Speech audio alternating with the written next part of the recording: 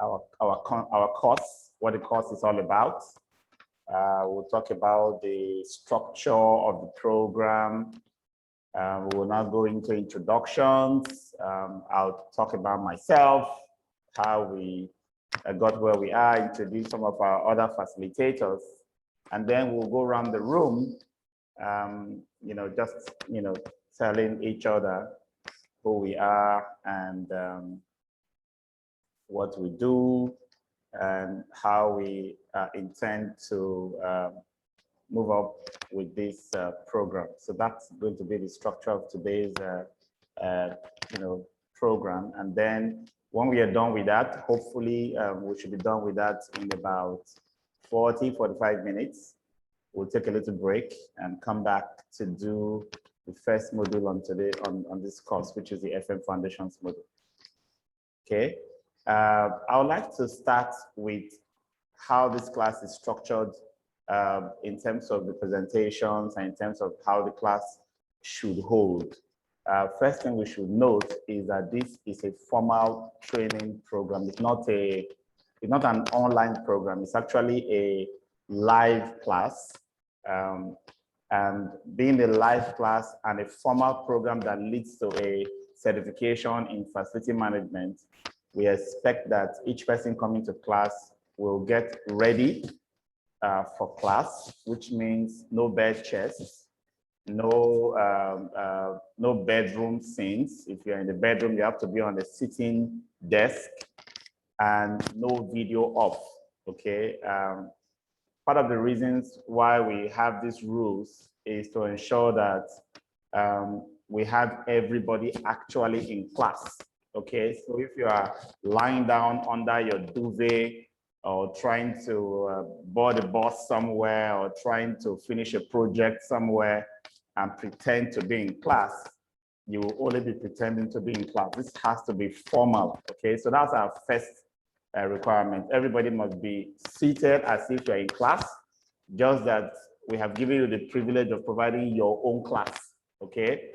But that class has to be a desk and a chair the way I'm sitting right now and be able to see to talk into the class. Secondly, this is a class, which means we are building a professional bond. We are building a network, okay? And because this is a network, we have to see ourselves, okay? We have to see ourselves. It's not a network if you just have a name and then you are hidden behind some screen, okay? It's not. We don't know who that person we are relating with is. So that is rule number 2. You have to be here so you can meet others. And when we talk, we want to get used to each other's by name. And finally, on the Zoom front, it's expected that we all sign into Zoom and have our names displayed on in class. All right. So if you have an iPhone or an iPad, that's not what we want to see when we see your face. Okay. Kindly have your name as what you use to sign into class. Okay. And I just want to stress that this is a rigorous program. It's not the run-of-the-mill training where you go for 2 days, 3 days, hear some, yari from some teachers, and then you go home without any rigor or any drill. This program takes you through academic and professional rigor. What that means is that there is work to be done. Our goal is to ensure that what we teach are imbibed. It's not enough to hear it. You will need to be able to test yourself to show that you actually know it and that you can practice it. To make this so, the class administrators, I see that Baraka is on the call.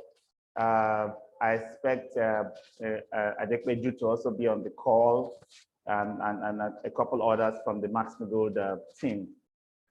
They will send you the contents, the material we are going to be studying in advance of the class. They will send you a PDF file that contains the slides for the class. The expectation is that you will read the slides. Now, you don't necessarily need to understand everything in the slides. And that is why our first step is to send it to you.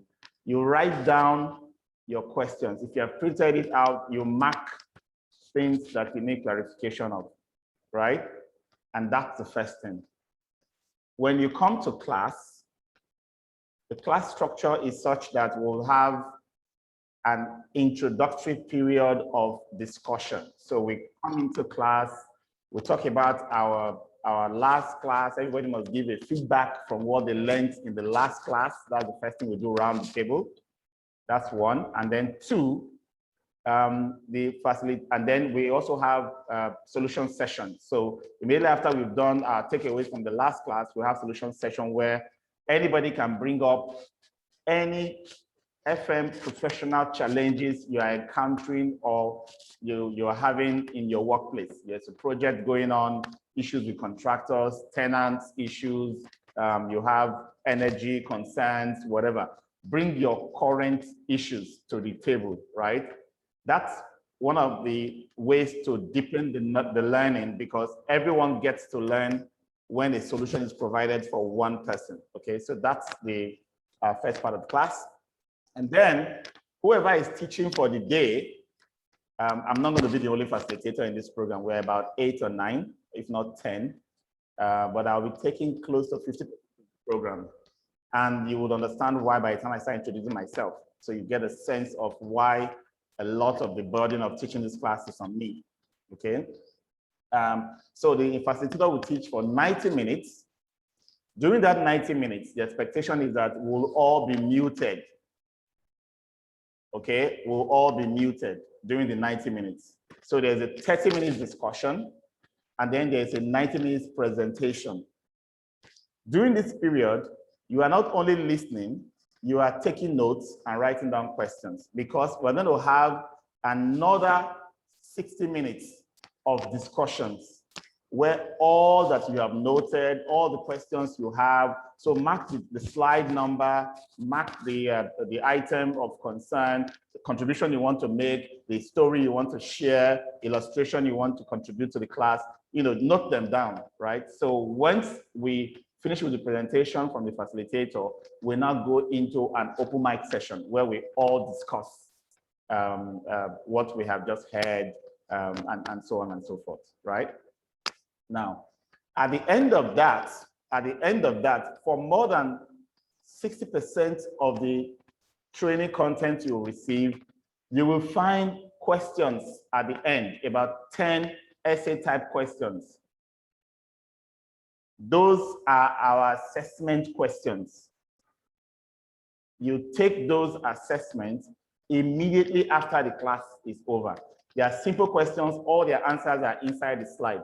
Now, so the step is building up. The process of imbibing this whole learning is building up. It starts with you receiving the material and reading it first, writing down questions and comments, come to class to have practical discussion session, and then follow the presentation and have a discussion. Immediately after the class, you do your assessment, if there is an assessment with that particular class. Now, once you are done with the assessment, you submit it, because every assessment is due before the next class. So if we have classes Tuesday, Thursday, Saturdays, it means that the assessment that comes with the content for Tuesday has to be submitted before 4 p.m. on Thursday. And the one that comes with the class on Thursday has to be submitted before 4 p.m. on Saturday. Okay, so I normally will advise you to do it immediately. Now, this is a third way of reinforcing the learning. You've been hinted before the class, you've been taught, and you have discussed applications, scenarios in class. You now do questions that take you into the content again, right? Because all the answers are there. Now, that is for the assessments. Some facilitators, especially myself, will give you assignments. Assignments are not assessments. Assignments are specific activities you will need to carry out using the skill that has been taught. For example, if I'm the one that teach you the human resources module, I'll give you an assignment to develop a job description following the guidelines in the content that I've just taught you. So assessments are questions that test your knowledge or remembrance of the content that has been taught. Assignments are activities that test your ability to apply the knowledge or skill that has been taught, okay? So you have a series of assignments along with some assessments as we go on, and they will be intermittent, and they will be required to be done immediately and submitted before the next class, okay? Now, beyond the assignments and assessments, everyone is expected to attend classes virtually, of course, but be physically present. If you can't make it to be physically present, we have a condition where you send an email to the training department through training@maxmigold.com to say, in today's class, I will not be physically present. I want to be on listen only mode because I'm involved in blah, blah, blah. You usually get a response maybe by WhatsApp or by email to say approved, right? We normally approve it. But what it means is that in that class that you are going to be in the bus or be in some project activity or be on your bed and wrapped up in your duvet, you cannot show your face and you cannot speak. Okay? You cannot show your face and you cannot speak because it is very distracting to be in class and you are all, ready and as a student, and someone else is wrapped inside his duvet and is talking into the class, right? That would be very distracting and be too casual for a program like this, okay? So that's why that's not acceptable. It's not an online training, it's a real-time training where you experience each other and experience facilitators. Okay, so that's how the classes are going to run. But now that you are here as part of this introduction, I would like to go on with how the program is structured in terms of graduation, okay? How you go from stage to stage. The program is structured into 2 stages. The 2 stages are the classroom stage, which is what we are starting today. It will run for 3 months, which means we are going to have at least 36 sessions together. These 36 sections are going to be 32 or 33 classroom like this, and 3 sessions of physical field trips. In this particular session that we are entering, this batch we are entering, we may be able to run the physical outing that we used to do. COVID-19 has stopped us from doing that. We'll take you to a live site, and in that live site, we'll run you through some maintenance operation documentation. You'll do a tour of the facility, and then we're going to have some kind of interactions with the team on ground. We typically will set this up with a few buildings or facilities, and we encourage you to write to the training department if you want us to come and do a visit to your own location. What that does for you is that it provides you practical solutions to problems on site. Don't be afraid of criticisms because that's something that goes with that practical class. You will get to hear best practices that you probably have not thought about. In some instances, there are things you have tried that did not work for you and works for someone else that needs to be examined together. That's a live session. We hope to be able to do 3 of those kind of sessions in this class before we wrap up. Hoping and praying that we don't have any other surge or any other wave in COVID crisis. Right now, Nigeria is doing sub 100 new infections per day, which means we can literally say we have been spared the scourge of COVID-19, but nobody can tell. I started hearing of a new Nigerian COVID-19 variant just last week. and beat my imagination. How can a country with very little COVID be having its own variant? But that's in the news, so we need to still be careful. And so if we can get sites and manage the numbers in such a way we can maintain the protocol in the midst of COVID, we'll go out and do some physical inspection. So that's how the classes will be structured. So if you do attend all of your classes, okay, so let me just break this down. So the classroom sessions and the field trips are the first part, and then we have the projects, which is the second part, okay? After the classroom session, there's an exam. The exam is a very straightforward exam. It tests your knowledge of the content. It is voluminous because you are going to be facing 300 questions and you will have about 3 hours and 20 minutes to complete it. It's all multiple choice, okay? So don't think that this is going to be a program where teacher talks all he wants and issues you a certificate. No, if you want that, we have other program where you come for 2-3 days and just get a certificate for attending. In this program, you will need to show that you are versed in the content and you imbibe the knowledge that is being taught. That's why the exam is there. And the pass mark is 75%, which is 2 to 5 questions correct out of 300 questions, okay? So that's the first part of the training. The second part of the training, that is the project, we'll have 6 projects for you. These are projects that can be done in 1 month, 2 months, 3 months, 4 months, 5 months, 6 months, but maximum of 6 months. They are projects that will help you develop FM professional outputs. For example, you can't be a facility manager if you don't have an asset register. So you must develop an asset register for a real building that can be checked or verified as your project number 1. If you have an asset register, you should be able to do a condition assessment. All of these are things that are going to be taught. That's project number 2. You should be able to do a health and safety audit of the facility. That's project number 3.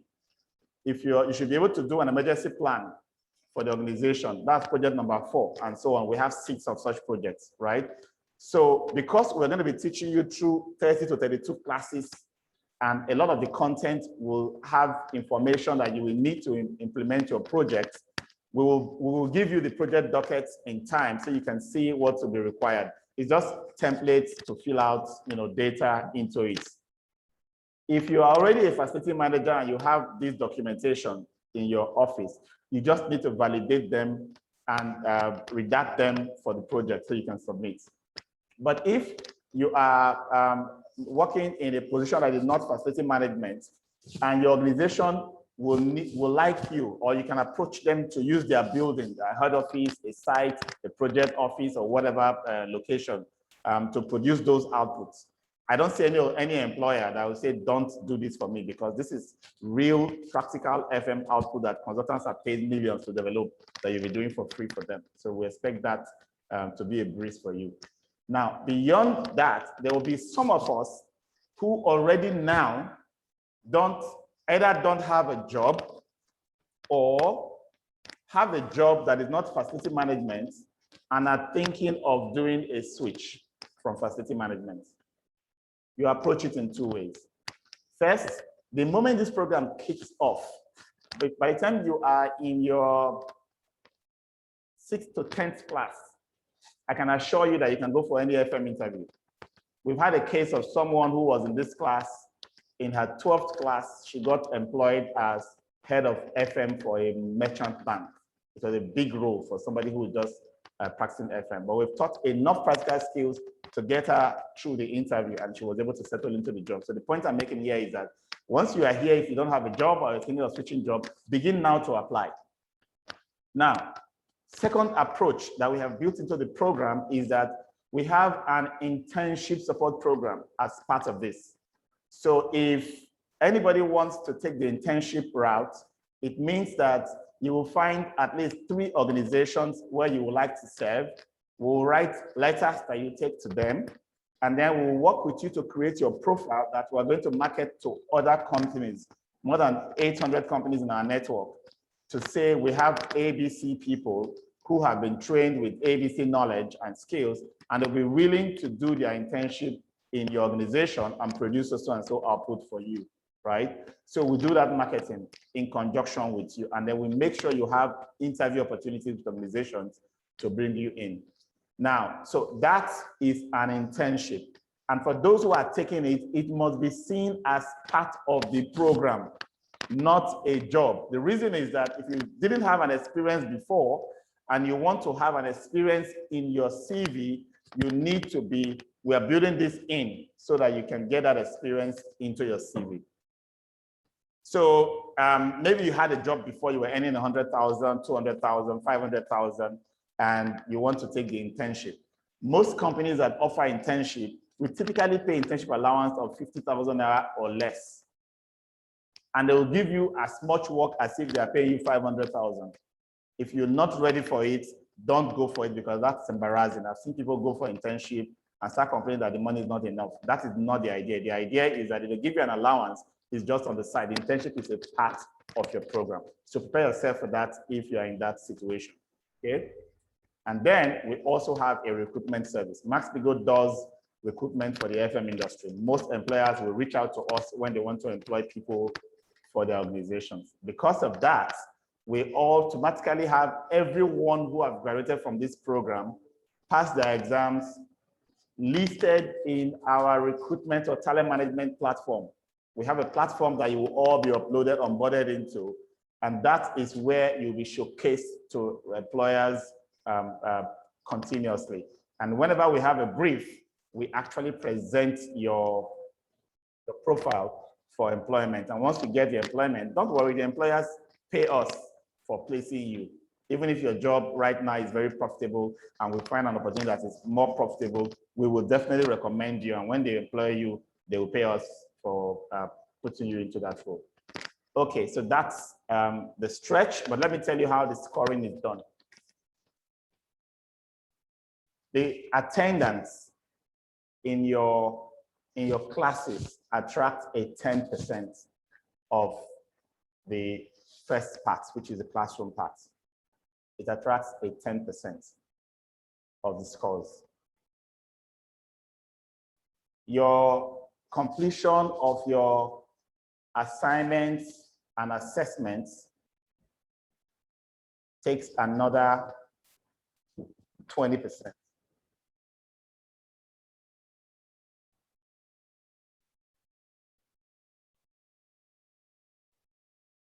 And then your exam, the final exam, is 60%. Did I get that up to 100%? No, doesn't sound like it, right? Okay. You have attendance at 10%. Okay, sorry, not 20%. Your assessment and assignment is 30. So that's what making 100, right?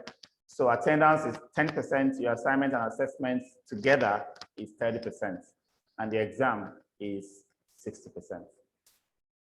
So it's possible to have 40% waiting before you do the exam. Okay. And let me prepare you. The exam is not cheap, it's not easy. I need to prepare you very well, because there was a certain batch, I think the 10th or 9th cohort, we had some MDs and CEOs, big guys and mamas who were in the class, and they felt it would be a breeze. And when the exam came, they said, "Oh, Mr. Paul, you did not warn us that the exam will require us to actually put in some effort. We thought this is just a training." We said, "No, this is not just a training. Our goal is to ensure that at some point this year, we'll be able to clear this program through some validation and present you with designations." So the way you have your ISMA FMP as a designation, that's how you're going to have the FMD from the FM Academy of Max-Migold as your designation. So you can be able to put your name and put your FMD as a diploma holder in facility management, okay? So we want people to respect the program, we want people to become successful because they have passed through what they need to pass through to defend what they have learned, and that improves or raises the profile of our program, okay? So that's why we don't let things down. Every question will come from the content, so digest the content, research more, learn more beyond the class, and you'll be able to right? Scale the exam in a breeze. So that's the first 100%. The next 100% for part 2 is 6 projects that have different percentages. For example, your asset register is 15%, condition assessment is 25%, health and safety audit is 10%. That's the first 45, I think, 15, 25, 40, 10, that's 50. And then your emergency preparedness and business continuity, that's 20%. And then just like that, we have them, spread out. You get the full brief when you're getting the project docket, okay? So that is the next 100%. For some people, they will want to earn the certificate in facility management, which is the comprehensive training in FM. That comes at the end of 3 months when you have done your exam and passed. You get your certificate in comprehensive facility management training. That's your certificate program. If you go on to do your 6 projects, you will earn your facility management diploma. The project is what differentiates the certificate of training from the diploma. Okay, so there are many people that are businessmen. They come here to learn how to run their businesses, how to interact with their staff, how to move on in their careers. They end up at the certificate of comprehensive FM training level. Okay, while others who do their 6 projects have their diploma in facility management. And so that's the structure of the program. I would like to take questions here so that I will be able to pick up any item that I probably have missed out. Maybe your questions and clarifications will lead to some more points that have been probably left out. Yes. If you want to speak in class, you just kindly raise your hand. There's a raise hand function in your Zoom. You raise your hand. Once I see your hand up, I'll call out your name, then you unmute, and then you can speak. That's how we're going to do it, so that we'll not be talking at the same time, okay? So let's see whose hand is up.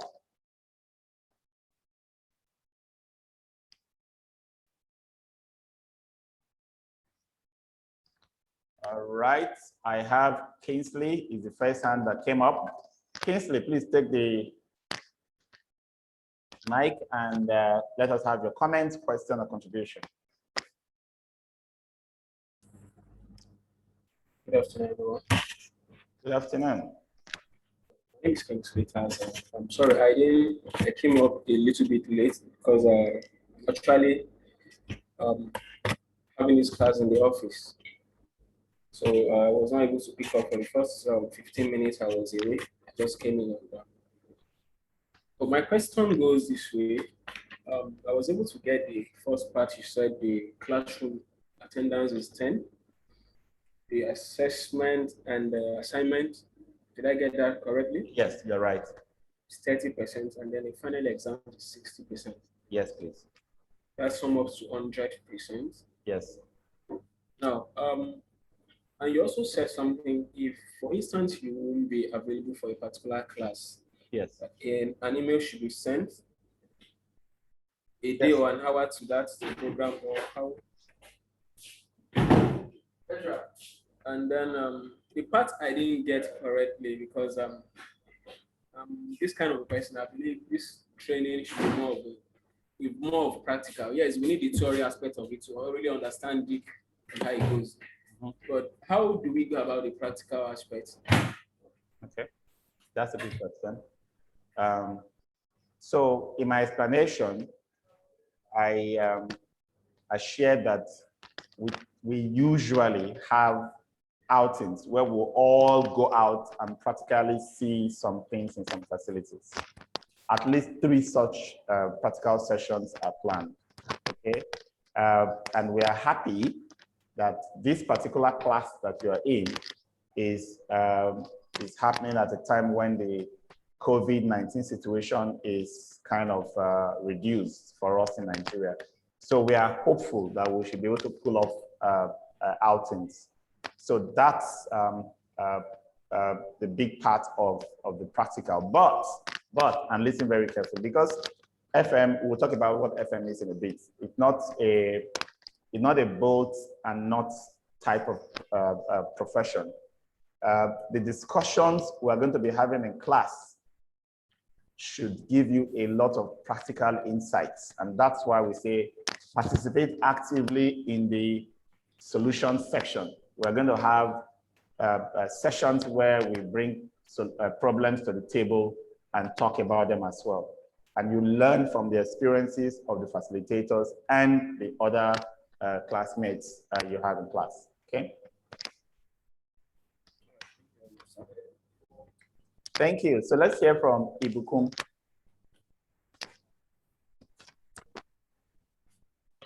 Good afternoon, everyone. Good afternoon, Mr. Paul. Thank you very much for the opportunity. I've been looking forward to this program. Now we're here. Okay, so this is more like a clarification. Yes. Probably you mentioned it, I didn't get it. Assessment and the assignment. Yes. Would they be given, you mentioned one or both of them will be given during the class to be submitted before the next class. Yes. So is it both of them? Yes, both of them. And then is it from the same facilitator? Yes. So, okay. So a facilitator may give an assignment, right? Okay. That happens intermittently, okay? But the assessment comes in the material that you have received before the class. So if you read the material you were given before the class, at the end, you will see the assessment, 10 questions. It's not due before the class, it's due before the next class. Okay? All right, thank you. Lucy, please ask your question.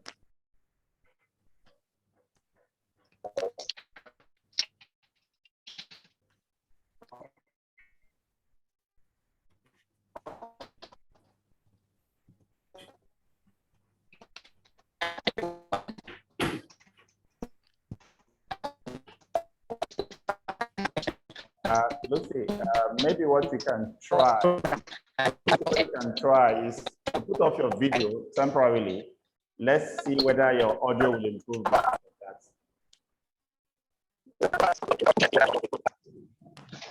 How about now? Yes, the audio came better. Go ahead, please. Yes, the audio came better. Okay. Go ahead. Okay. I have a question concerning the internship support program. Yes. And from what you've said, you said it's going to be optional at the end of the program. Yeah. And the question is, when will the internship support program come up? Is it within the 3 months or within the 6 months or after 6 months? Okay, it is actually the 6 months of your project that you are using for your internship period. Is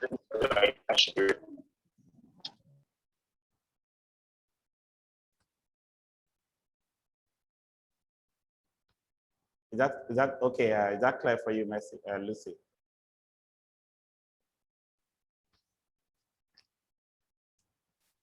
Okay, so let's hear from Joanne. Joanne, please go ahead. Good evening, sir. Good evening, welcome. Thank you. I want to clarify the being in class. So we're starting 4 for each class. Yes, 4 p.m. And I, for one, I don't close by 4. I close after 4. Yep. So I might start and then I might have to be attending to clients. So I didn't get the explanation you gave. Are you saying that my picture must always, my face must always be on, or I can go into ghost mode, still listen, and it will still count as being in class? Because I know that a lot of times I might have to go into ghost mode. Yeah. Okay. So that's what I want to be clear about. Okay. So if you are in ghost mode, because we've given you approval to be in ghost mode, you cannot speak into the class, right? You cannot be doing something else and be showing your videos and talking into the class. So You're right, you can stay out of class and still be listening. But once we give you that approval, it means for that period or for that day, you don't open your video and you don't speak into class. So that's now the challenge. It might not be for the day. Like I'm with you right now and I'm in the office. A client might walk into the office and I'll have to go on ghost mode. Okay. Yes. Once you are in that mode, your video is off, your audio is off, your Definitely. mic is off. That's fine. That's fine. That's allowed. That's allowed. Just the way Lucy was trying to speak now, and her audio wasn't very good because the bandwidth was poor, right? If the bandwidth is poor, you can actually put off your video temporarily so that your bandwidth can improve, and then you can speak clearly into the class. So yes, that's we accommodate all that flexibility. What we don't just want is somebody not being in class. That is not acceptable at all.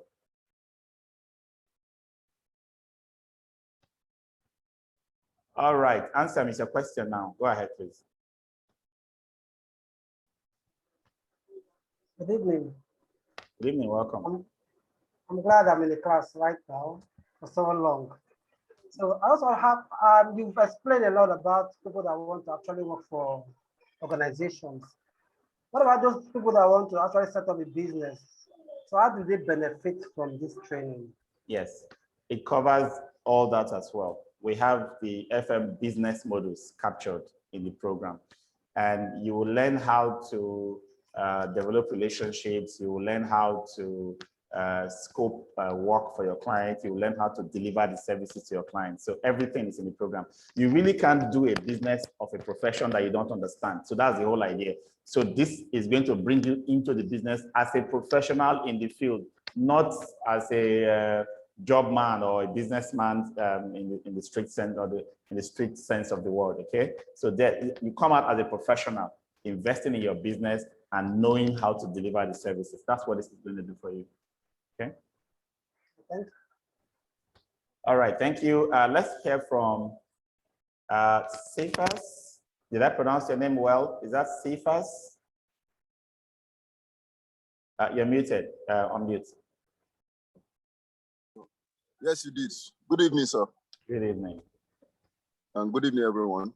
Okay, please, I just want to clarify on the the scores aspect. Mm-hmm. You said at the end of the module will be scored 100%. But now I want to know what's the pass mark to qualify as a facility manager. Okay, very good. Our only line is drawn at 75%. That's the only line. That's the only line we draw. It's at 75%, right? And what it means is that we want to give you only a distinction. 75% is our pass mark. Is also our distinction mark. Oh, that's how the program. So without 75%, one has not qualified yet. No, you will take the exam again, or you would. People take the exam like sometimes extra once, extra twice if you don't put your mind into it. And it's just 5,000 naira for retake of the exam. So get your money ready if you're not ready to work hard. All right, sir. Thank you very much. All right. Let's hear from Fatima, please. Fatima, ask your question. Yeah, good afternoon, everybody. Good afternoon, welcome. After listening to everybody, I assume I'm the only student out of country, Abi? I think I have another person from Sierra Leone as well. I don't know if he's here, but when we are doing introduction, we will know all the various places we are from. We'll do that soon. Okay, thank you. My question is with regards field trips. How would I benefit from field trips? I'm sure you want to say it's another virtual one. Yes, yes. The thing about field trips is that not in some cases we may not be able to carry the whole class, right? A client site could say we want 10, maximum 15, and so on and so forth, right? So we'll still have to find a way to control the numbers because of COVID-19. And usually when we go out on field trips, we also make it live virtual. We have a bunch of people in this program in Abuja, right? So if we're doing a field trip in Lagos, we're not expect them to come from Abuja. We had people from Dubai, from Qatar, from Owerri, all over the world in the program in the past. They just participate virtually. So you would have to enjoy that opportunity as well, Fatima. But if you want to bring all of us to Sierra Leone, like bring us in a charter and flight, we will gladly come to do. How I wish I could. How I wish I could. My second question is the exams, the final exams. Yes. Is it as we're doing for the assessment? Mm-hmm. No, the final exam is objective type questions. There'll be multiple choice questions. It's a 300 questions to be answered in 200 minutes. 200 minutes is actually 3 hours and 20 minutes. Okay. Yes, it's multiple choice. You know, your ability to get through the whole questions within 200 minutes is what's going to give you the edge. Because it's going to be done not proctored. We're not going to be with you, so we call it an open book exam, right? So if you've actually mapped out all your slides and all your content and you know where all the information is, the exam should be a breeze for you. You just flip to it and answer the question, flip to it, but make sure you're cautious of time, because answering 300 questions in 200 minutes means you have less than a minute per question, and you're going to read the question and have 4 options to select from. Yeah. Okay. Thank you. That's all from my side. Thank you so much. Let's see. No other hand is up. So I think that, okay, there's one. David, go ahead.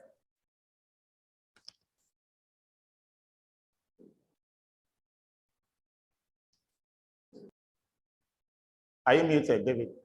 You don't seem muted, but your audio is not coming through.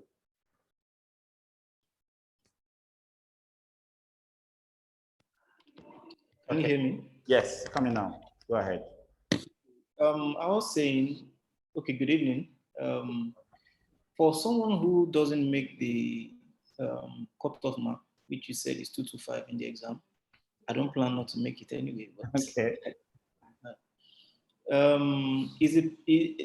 you marking, what's the marking scheme like? Are you marking individually, like each module, I should say, or generally? For someone who's taking the exam again, is the person taking the whole exam or taking that particular module? Okay, the exam is 300 questions randomly selected from all the modules we've covered. So it's not staged, not in groups, right? And if you didn't make 75% and you want to take the exam again, you take the same questions in the same order again. So you'll be scheduled to take the exam exactly the way it is again. Okay. Yeah, so there's no. So as a follow-up to that, does the person have to wait for another batch, or you can? No. We normally give one receipt exam opportunity a week after the main exam, right? So anybody that didn't make it to the main exam needs to just double down for 1 week and take it again, right? So that's what we do. It's only when someone doesn't make it in that next one that the person will now wait for the next batch to take the exam, but doesn't stop from making all the other progress. You can move on with other things. Because the exam platform is not owned by Max-Migold, we actually subscribe to the exam platform. And so because of that, we cannot be dropping the exam for anybody at anybody's convenience. So you get 2 chances. Okay, so lastly, I want to confirm concerning the attendance. Yes. In a situation where I'm able to probably send a mail beforehand of my unavailability. Yes. When I say unavailability in terms of my video, yes. Does the attendance still count? That's number 1. And in a case where it's an emergency, I couldn't, probably I thought I would be able to make it.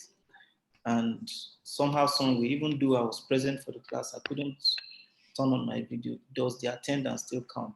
At what point does the attendance become invalid? Yeah. It counts if you are in class at all, listening, it will count. It will not count when you are not in class at all. Even if you had an emergency and you couldn't send an email that you'll be away from class and so you couldn't attend class at all, that's absent. If you sent an email that you'll be on ghost mode and you were seen on ghost mode, because we'll see you on ghost mode, right? That attendance will count. Okay, thank you. That will be all for now. Thank you. Thank you. Baraka, please go ahead.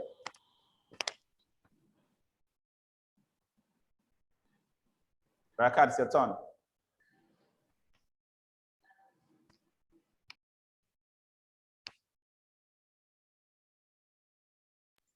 Baraka, you can unmute and speak.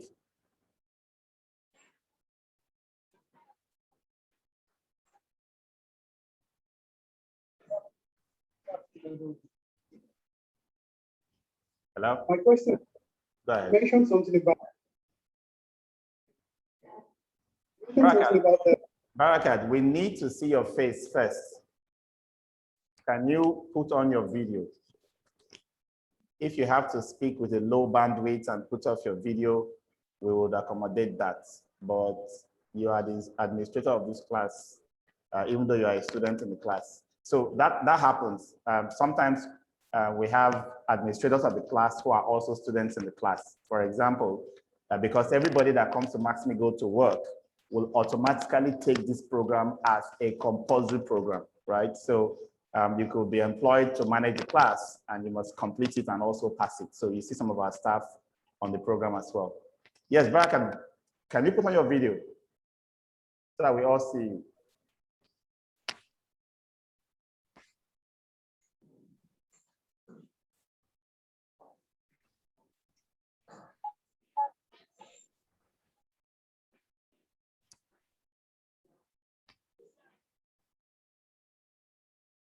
Is that a technical hitch or you are trying to do makeup?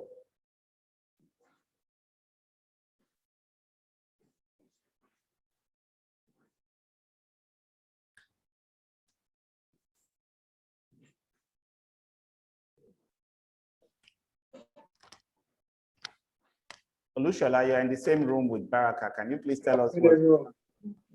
Okay, Baraka, are you ready now? Go ahead, we're with you.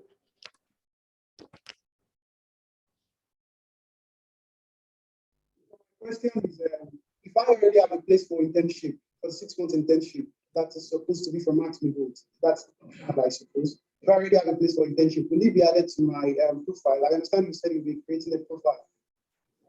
Everyone who is part of the internship. So if I already have the organization for my internship, will it be added to my profile? Yes, sure. Sure, it will.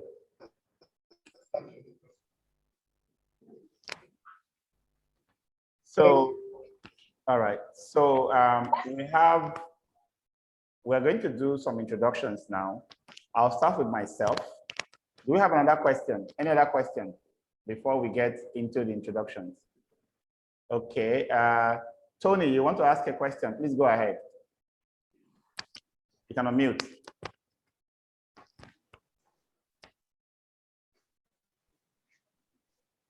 And this is my question. I remember Fatima, I think from Sierra Leone, yes, asked on a field trip. Yeah. I just want to know if I reside in Port Harcourt, and I just want to know if we have such also in Port Harcourt, just as you say we have in Abuja or in Lagos. Yes, so primarily the program is based in Lagos. We'll have the field trip in Lagos. Everybody joining from all over the world will see us virtually and be able to ask questions and talk into the class, right? Sometimes you'll go on a field trip and you think those who are on site have a better advantage because the camera will be given a front row seat. Those who are in virtual access will probably hear the facilitator and see better than many people hanging around in a, kind of clustering around a particular plant. For example, you are taking a chiller plant review or you are looking at some documentation, right? So don't see it as a disadvantage that you are not physically on site because we have the right equipment to make sure that you see very clearly, okay? And you can hear very clearly too.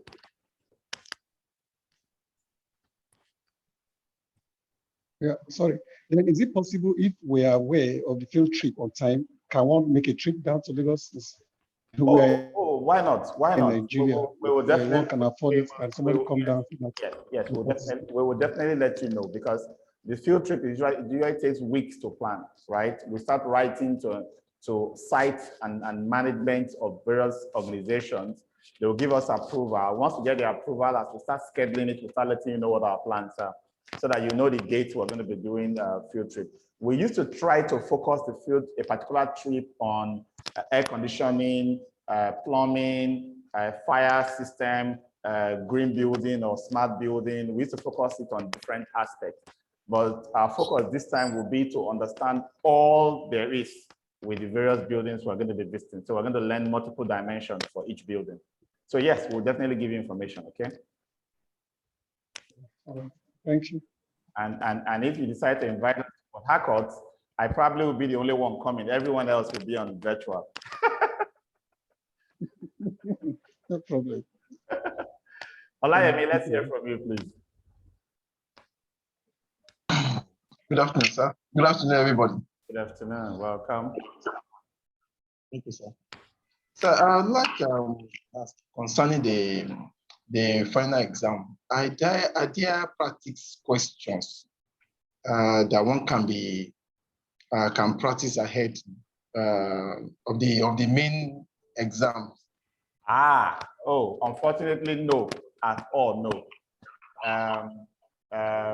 We have been using the same set of questions for 2-3 years, right? So we will not have what we call past questions. You assess the exam, you do it online, and it stays there. If you come back to do it again, you will see the same thing you have seen before a second time, right? So we cannot have past questions. So really, because if you are doing open book exams, there's really no need for past questions because there's no exam condition. But what I try to do is the session that prepares you for the exam. I try to use that session to highlight certain areas, but I don't like doing it anyway, but I do it just to give you some level of comfort as you approach the exam.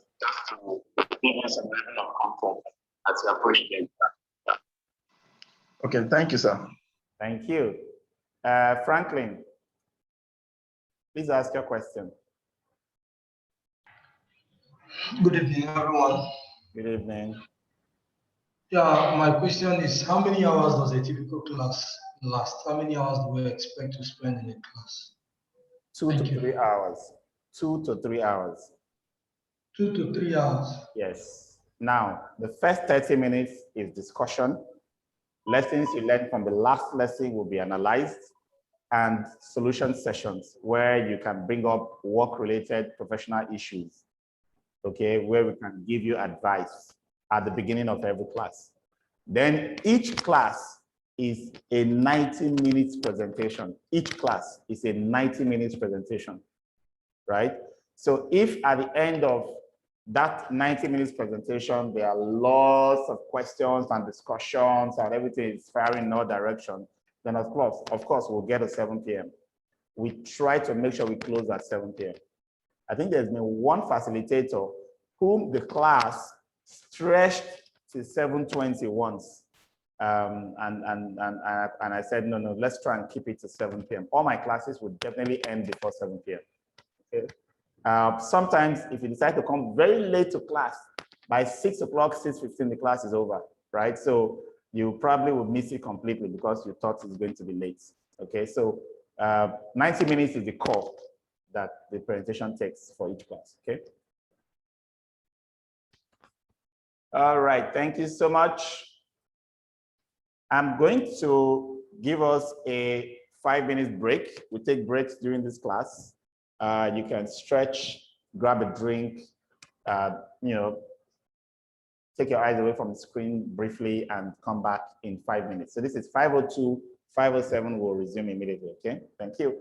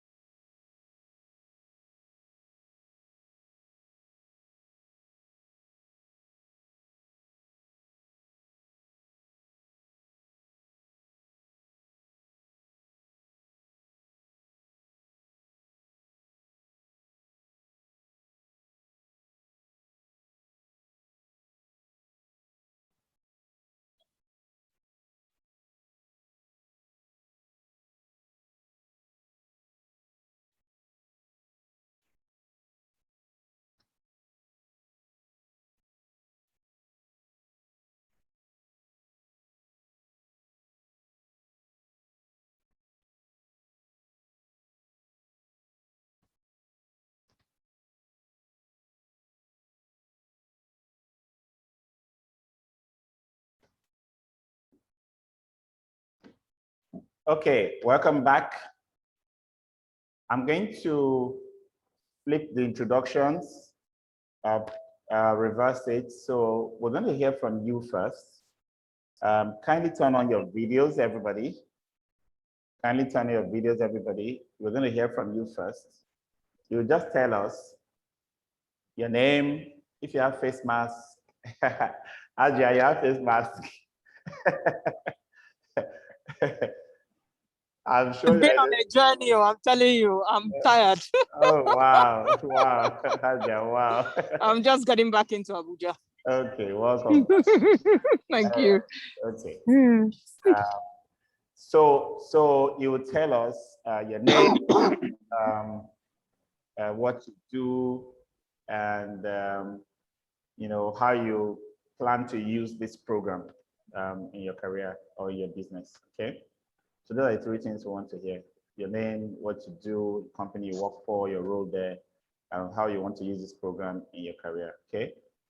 We'll start with Ibukun. Ibukun, please go ahead and tell us about yourself. I hope everybody have given us their resume. We need to have everybody's resume on file. If you haven't, please send it to training@max-migold.com. Right? It's a requirement for the program that we have your resume on file. Okay. Thank you. So Ibukun, please go ahead.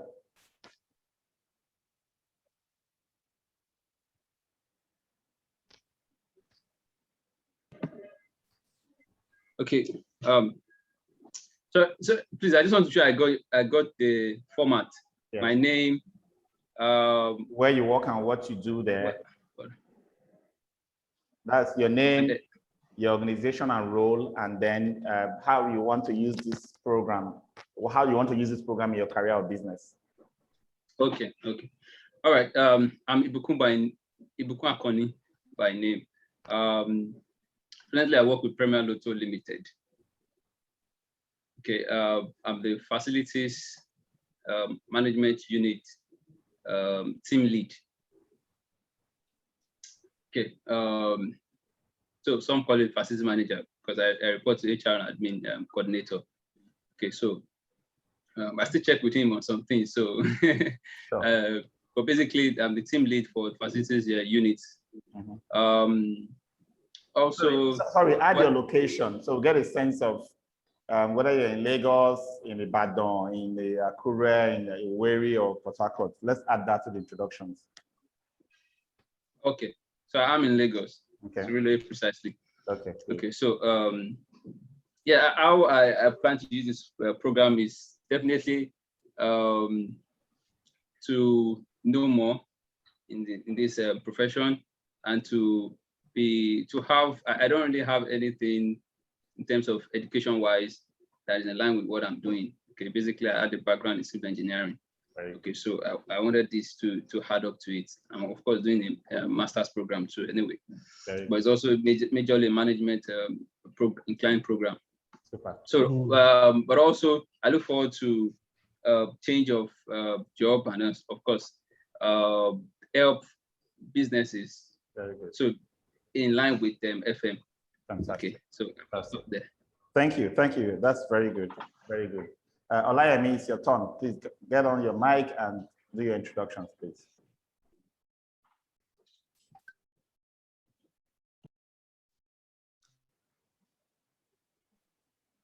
Olayemi, are you there?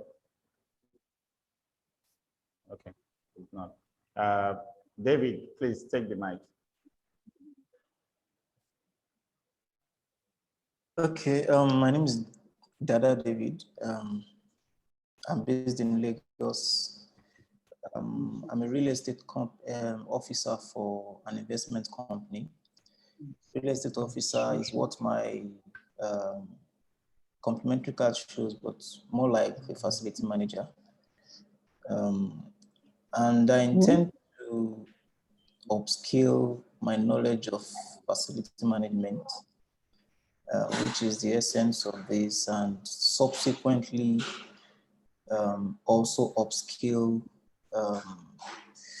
my position, my responsibilities, whether in my current company or, in a very much, bigger space. So basically that's Dada David. Yeah. Okay, fantastic. Thank you very much, David. Anthony. Yeah.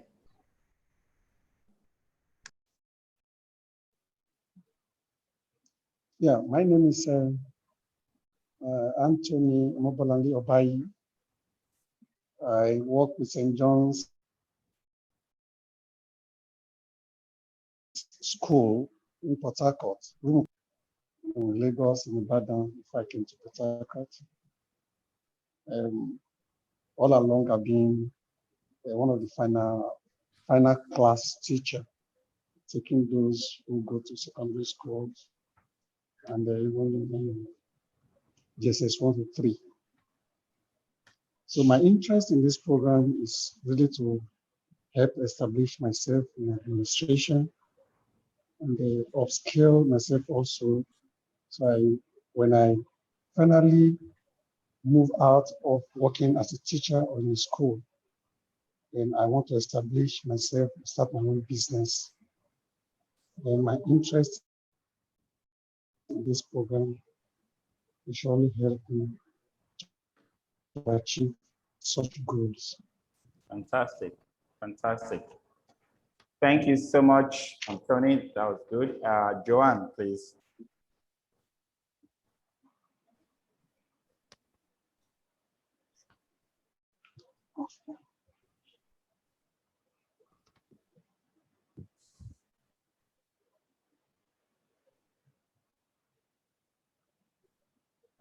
You're still muted. You can just go to where you have the sign of the mic in your screen and click to unmute, or you can press your space bar if you are not seeing the button to unmute.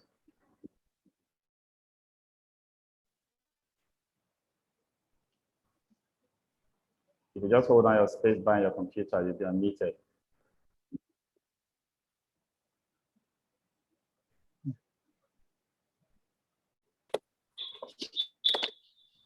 Joanne, are you with us? Oh, yeah, I am. Okay, good. Okay.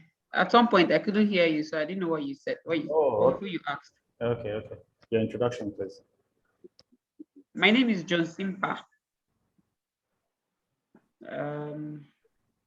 I work with Brent and Hammer's facility management in Abuja, and I'm the accountant. Okay, facility management is not my field, but being that I found myself in it, it was great to take this opportunity and learn, get to know more of the field. No. Thank you. By the time you have gone through class 1 to 5, you will make that statement again. That passive management is not my field. I'll ask you to remember it again, whether you still feel passive management is not your field. As an accountant in an FM company. All right, that was a good one. Thank you. I think I passed by Olayemi. Okay, I'll come back to him. Let's hear from Franklin, please. Franklin.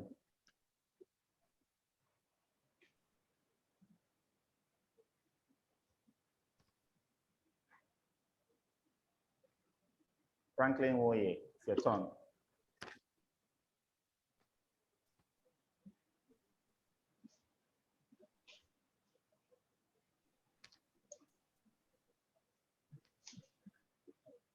Okay, if Yemi Kasali can speak now, you can take the mic.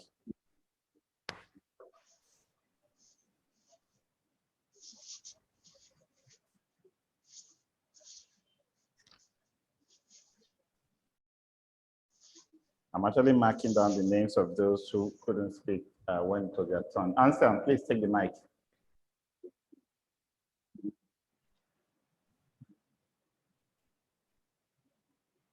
Do your introductions, please. Anselm. Good evening, everyone. Welcome. My name is Anselm Adumikwe. I'm presently a startup in FM industry.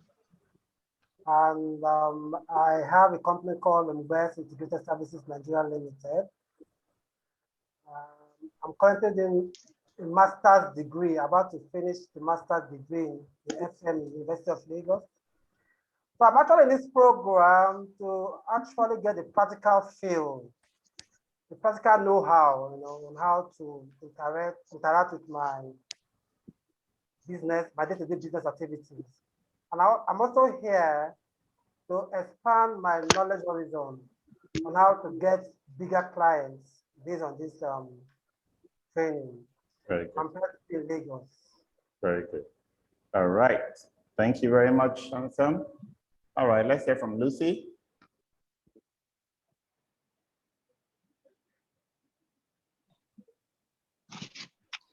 Did you say Tracy?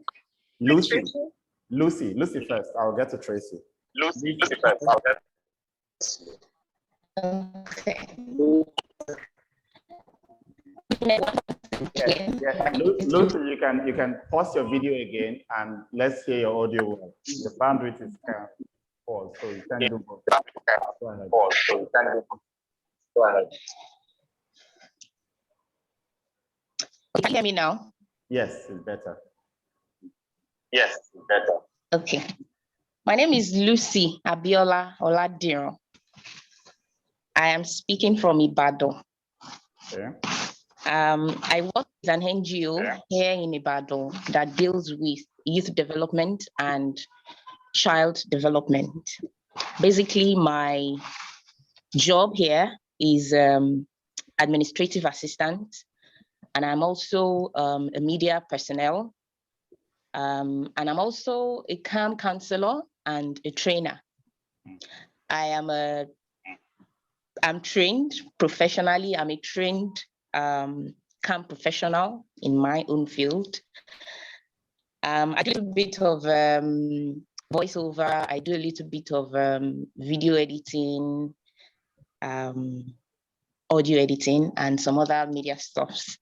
Yeah, so that's basically what I do. On what I want to do with this facility management course, well, to be honest, I didn't know this kind of course exists. When I heard it from the person that introduced me to it, I was blown away from what I heard. And I told myself that I was going to know more about this facility management course, that I was going to challenge myself to do this. And I believe it's going to help me boost my career. And I also want to have my own NGO in the future. And I also believe it's going to help me out. Fantastic. Fantastic. Welcome. Thank you. Okay. Let me skip Barakat for a minute and go to Fatima.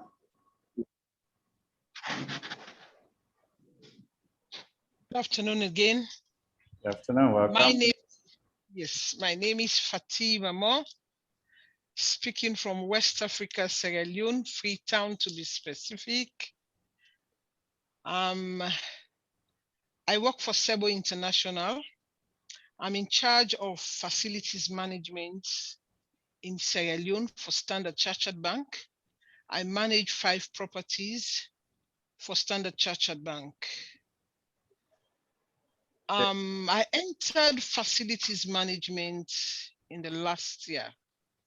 Just as the last speaker said, I was blown off to know, because I've been chatting to get to a facilities management institution all over West Africa. I was fortunate to get the address for Max-Migold from my line manager who resides in Nigeria. So looking at the profile, I said, oh, this is my time. I know with this course already, after the free training, I know I'm where I'm supposed to be. I have a background of, I have a degree in business management. Now with this, handling properties, a lot of the technical terms were problems with me, but I know my problem is long gone after meeting Max-Migold. So my reason for joining is I have a great opportunity to just expand until I say no more. Looking at the environment I have a lot of opportunities to, I even told my boss, I said, boss, you've done me good, but catch me running away after this course. Yeah. So this is Fatima. Thanks you very much. Thank you, Fatima. That was good. So who next? Let's hear from Kingsley.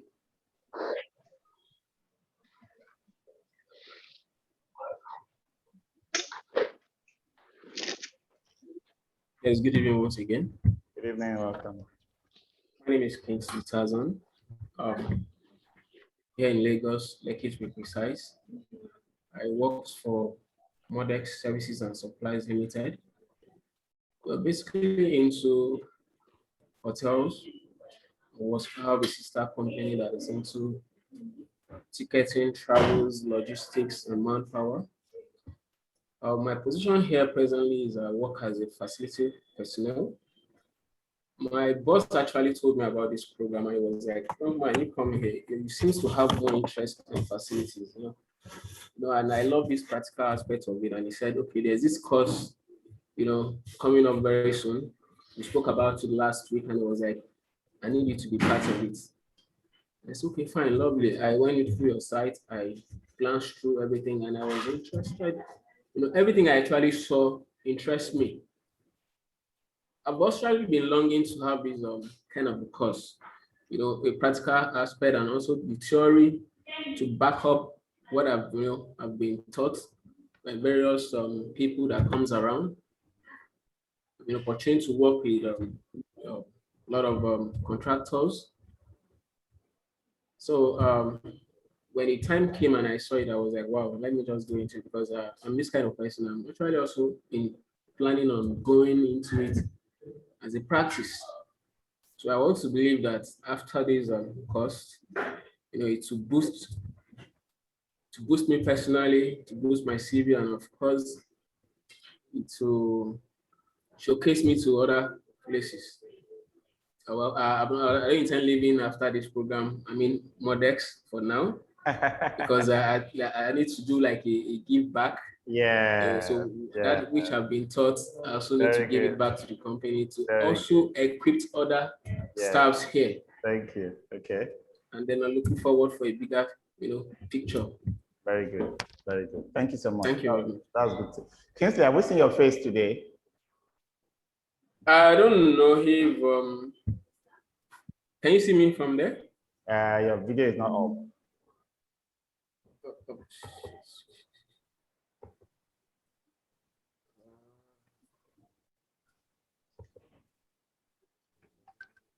While Kingsley is trying to pop up his video, let's hear from Franklin Woye. Franklin, please do your introduction.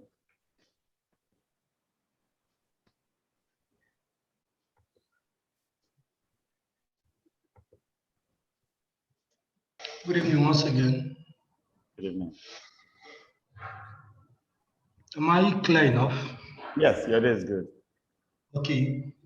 My name is Moye Franklin. I work with White Oak Management Services Limited here in Abuja. I actually started fully into facility management last year, October. But I've actually been in management since 2011. I've managed a farm, but managing human beings is a totally different case. Trust me. So the experience has been good. I intended to have a career in facility management, although I have a background in agriculture. I did agronomy from the University of Agriculture, Makurdi, and that's why I had that stint in farm management. But basically, I felt that a lot of things has to come into play. Farming, my background in environmentals has a lot of things to do in facility management, especially with our pursuit for sustainability right now. A lot of greenhousing, green designs are coming up. So my background is quite suitable for facility management. So the course, when I heard about the program, in fact, when we did the first introductory class that was free, about 6 days or so, I was unable to partake more because I was having some challenges there where I manage in the facility I manage. So my time was really constrained. But when this other one came up, I was determined to go all the way. Then, kind enough, my managing director, Ajia Zainab, offered to get us all registered for this program. And since then, my joy had no bounds. I really appreciate her. I appreciate Mr. Paul. And then Dave Peju, who has been reaching out to me all this while. In fact, I called her earlier to even negotiate that they should give me a 5-month payment period. I'll be able to participate, whether my company supports or not. But then I brought it to my manager's attention, and then she took that decision, which was very good. So it's my pleasure being here. And believe you me, I'll utilize this opportunity. In fact, I've grabbed this opportunity with both hands, and I'm going to make the best use of it. Thank you very much. Thank you very much. I actually get excited when I meet people who anxiously crave for new skills and learning and improvements. We're in an era, from my experience now, where I find a lot of young people, and this is the shocking part, who see learning and growth as a burden. They see it as a burden. They want to be paid per page. Like, if you pay me, I'll read one page, I'll stop there. If you pay me another incentive, I'll read the next page, and that's a big problem. And I'm happy to see this group in this class. So thank you very much for that, Franklin. I would like to go back to the person I left out before, Olayemi. Olayemi, please. You can give us your introduction now.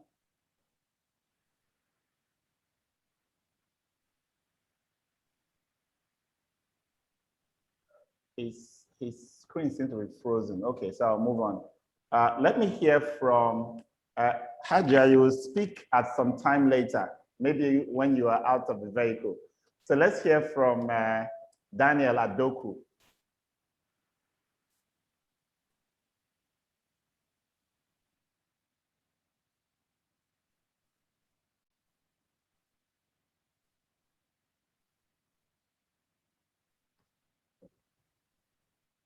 Is Daniel able to speak now? Hello? Yes, please go ahead. Okay. A very good evening to you, sir. A very good evening to you, my fellow class member. You're welcome. I've been in the industry for the past 8 years, still counting, and I really enjoy what I'm doing. I'm very passionate about good service delivery. So I was actually planning to call myself this program before our amiable boss enrolled the entire staff of Brain Summer Facility Management Limited. Yeah, so I strongly believe that this course will take me to the next level in facility management. All right, thank you very much, Daniel. Can we hear from Tracy now? Tracy Jaja, please.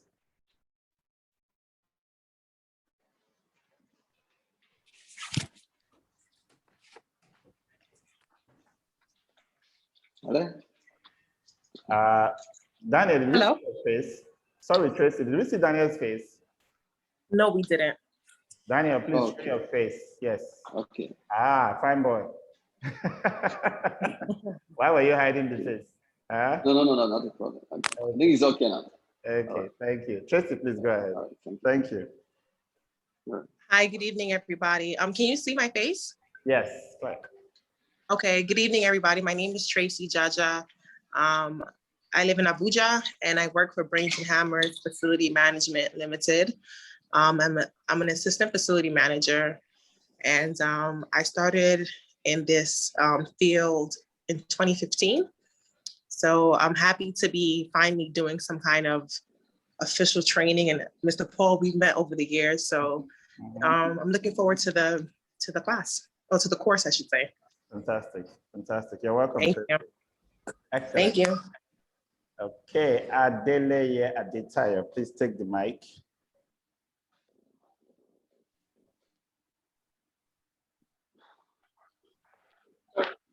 Hello, good evening. Good evening.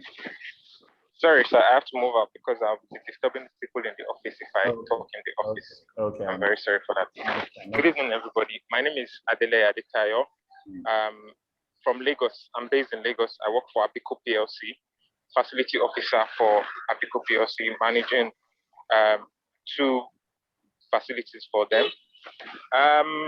So I stumbled on Paul Erubami sometime last year. Let's say last year, yeah, on YouTube. So I think it was your Giving Back series you did during the lockdown.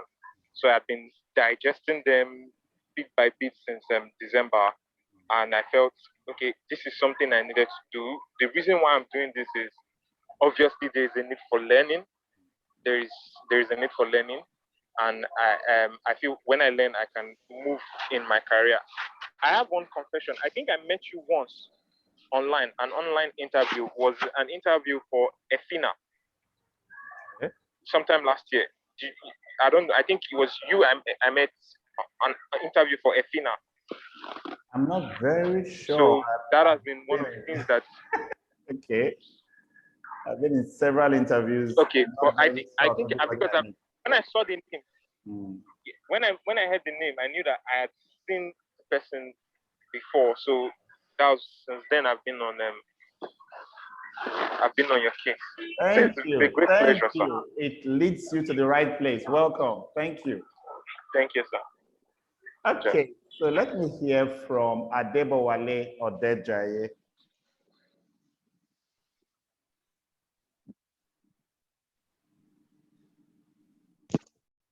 Hello, good evening, everyone. Good evening, welcome. Thank you very much. My name is Adebowale Odejaye.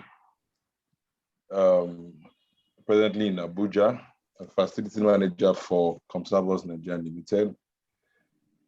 Actually, I decided to pick this course because the dream came when there was one online course I did on green building. Even though I didn't finish it, it was an international course. And the reason why I didn't finish it was that all the projects and assignment they gave to me, I didn't find the building in Nigeria. So I was like, and I've been boasting that I'm doing FM. So where will I start from? I thought, okay, let's go back to Nigeria and see what we talk about, and let's see how we could progress. And the second challenge that I looked up was that I had this challenge during the COVID period. And then I remember Mr. Paul, they were talking that you don't need to be present as a facility manager. So I found out that they're always calling me, and I was like, okay, let me find a reason to be there. No, why must I be there? Why can't I just stay at the comfort of my house? Every other person in the office will stay at the comfort of the house and they are doing the job. Why must FM or be there? As in, so that's the reason. Okay, let's take this course. Let's increase the knowledge and let's progress. That's it. Thank you. Fantastic. Congratulations. Welcome. You're in the right place. Safe us.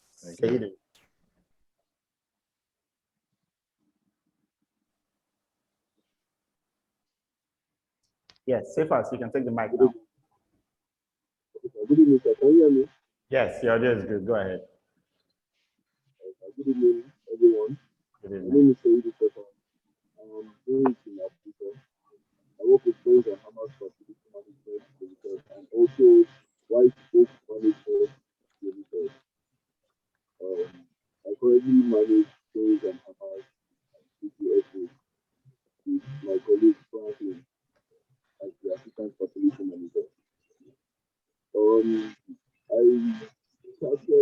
I stumbled on top facility management in 2015 when I moved to Abuja, and it was something new. So I wasn't really into the management part of the course. I was the accountant then, but I was seeing how the facility management was going on. I grew passion for it. And when I got the opportunity to go to Harvard Facility Management, it really blew my mind off. And I saw the course online. I was really glad. My offered it that you could apply on that. They are already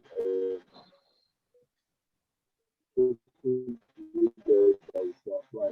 I participate actually have and also you support. I do hope I enjoy this. Thank you. Fantastic. You're welcome. Olayemi Gospel. Good evening, everyone. Good evening. Welcome. My name is Gospel Olayemi Oludare. I work for Brains and Hammers Facility Management here in Abuja. As the accountant. I intend to use the knowledge I'm going to get from this training to make the business process here easier and better. Fantastic. Thank you very much. That's good. Thank you. We have heard from Lucy, so I'm going to go to Temitope. So this is Temitope Arobieke. We've not reached Temi Agumbi yet.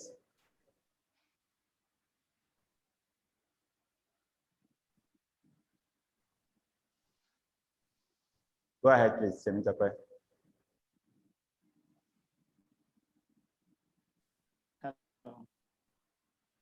Am I audible?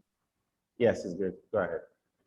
My name is Tope Arobieke. I work for Bipolar as the environmental manager. The acronym for Bipolar is Banana Island Resident Association, Lagos. I heard about this program in my quest of improving knowledge and setting up a facility management company for Bipolar. Apparently, they have not now. And then when I came into this organization, we really do not have safety department. So I had to do negotiation in order to set up the safety department. There was no organizational structure for environment. I had to set up that. But I see that in order to balance this, there is a need to manage all facility that we have. So I decided to throw myself into self-knowledge. But believe you me, I read your profile almost 20 times. I read it almost 20 times. I said, if you have a mentor ahead of you, then you should aspire to stand on the shoulder. Like Bishop Oyedepo once said that if I can see far, it's because I'm standing on the shoulder of people who had gone ahead of me. So I want to stand on your shoulder. And I hope I'm not going to be a weight on your shoulder. You will not be a weight. So you got yourself another mentee. So this is a mentor-mentee class for me. You definitely wouldn't be, because it's if you enjoy what you do, it's never heavy. It's never tedious. It's never a struggle. Okay, so I enjoy what I do. Welcome on board. Thank you. I appreciate it. Kemi Ogumbiyi, it's your turn now. My name is Temi. I currently don't work, and I started this FM class so that I can learn about FM and start a career in FM. Fantastic. Tell me, what did you study? Business management. Very good. All right. I asked that. I normally don't ask people what they study. You know why? Because it's almost irrelevant when it comes to FM. I have seen FMs from all walks of life: food tech, home economics, education, all types, engineering, sciences, medicine, law, accounting, and all walks of life, right? And I can tell you that your background education has very little significance. Because once you learn the body of knowledge and you can blend that with the attitude of professionalism of FM requires, you would excel. And sometimes our background in terms of what we studied before can even become impediments. I remember when I was in the UK and I tried to get my driver's license. I know how hard it was for me because of my 15 years of experience in driving in Nigeria and in Lagos. I was failing my driving tests. Why? No matter how much they teach me and I tried to learn it, until I actually started on learning some things, it was hard to get my license over there, right? So sometimes you just need to just open your mind and learn new things and take away all of those prejudices and stereotypes that have kind of held us down in our professions or whatever we think we've been doing before now. Okay, that's my approach to this program. So let's hear from, I actually skipped Aja Zainab, but I'll still come back to you. I skipped Barakat and Adekmeju. I'll come back to both of you. I just want to see, so let's hear from Samuel Oloye. Samuel, please go ahead.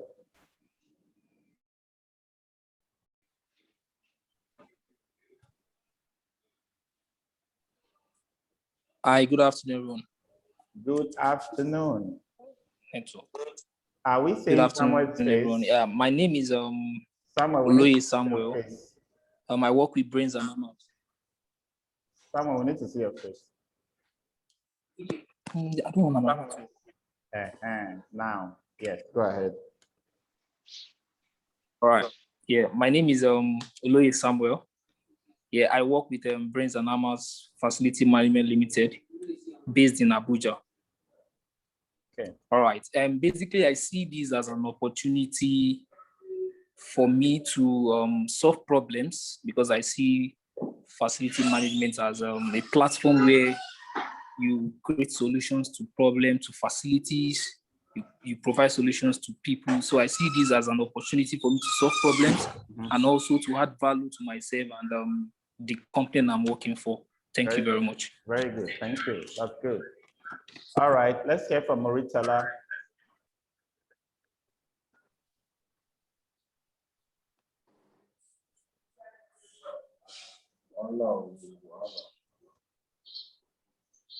Moritala, please go ahead.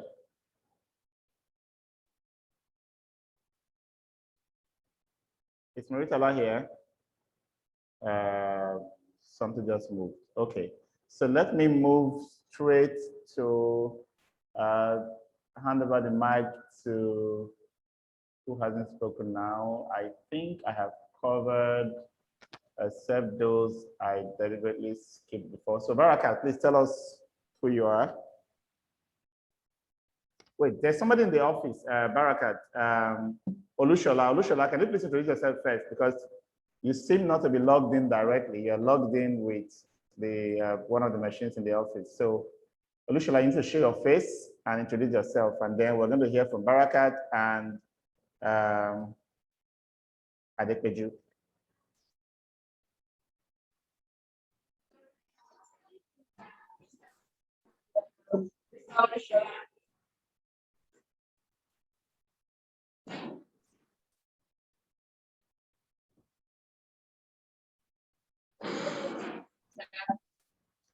Adams Abubakar, looks like I missed you or you just came in.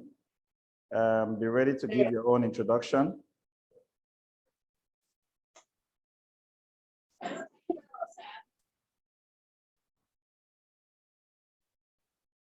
Can you hear us, sir? Your audio is good. I just need your pictures. The class needs to meet you physically.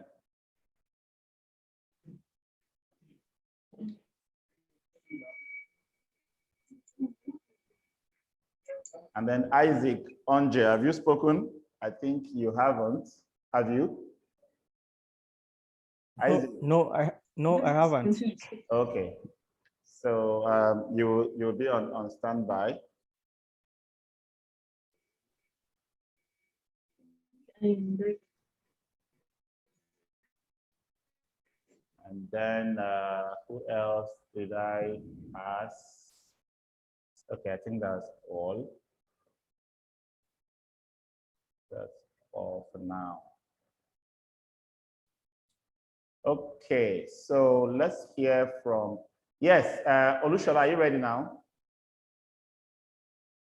Are you guys having a technical problem in the training center to put up video?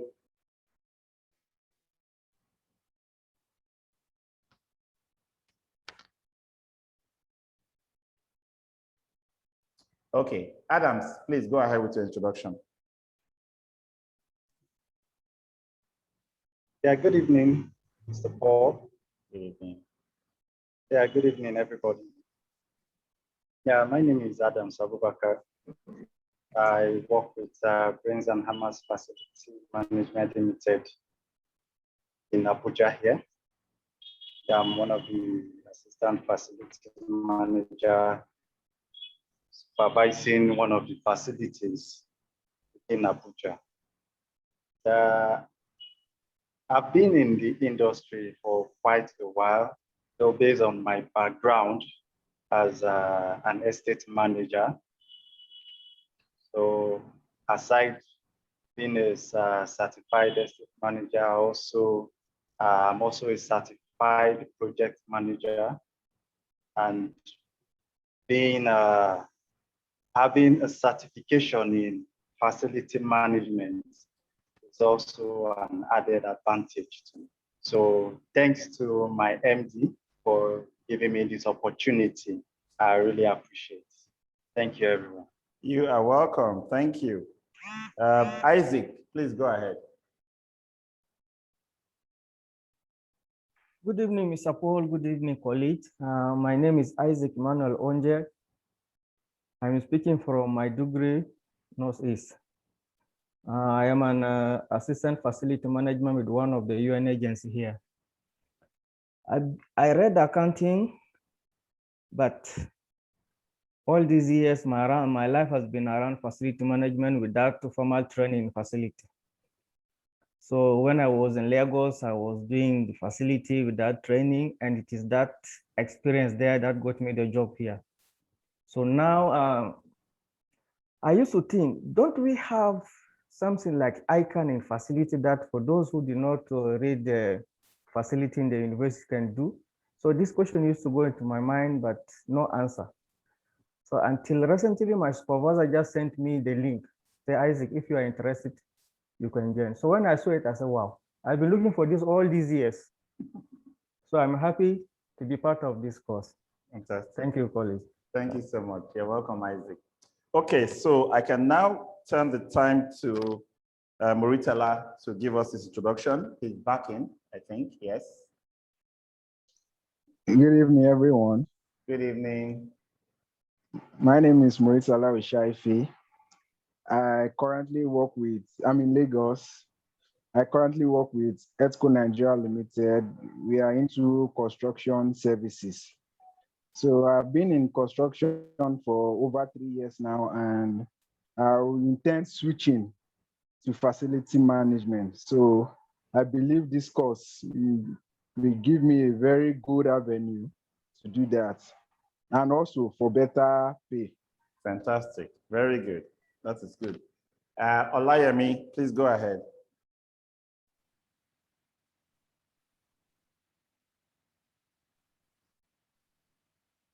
Olayemi Kasali. You're still muted. It looks like I skipped Adedayo Adebiyi as well. You'll be next after Olayemi.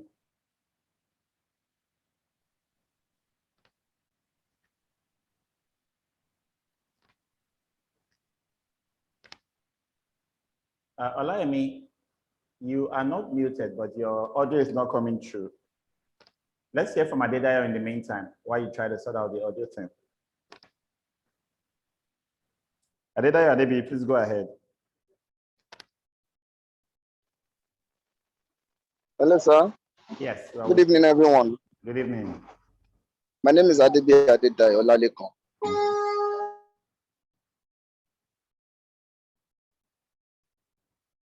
So tell us where you are. Sorry, I'm on the road. Hello, can you hear me? Yes, go ahead.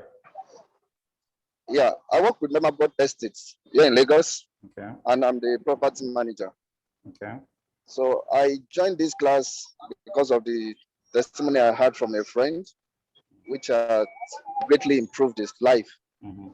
He actually did last year. So that's why I'm joining. And I want him so that I can live where I am for a better place. Thank you. Congratulations. Thank you, sir. You are Yes, welcome. Sir. Thank you. All right. Thank you, sir. Yeah, good. So let's hear from Olayemi Kasali now. If you can speak, the mic is yours.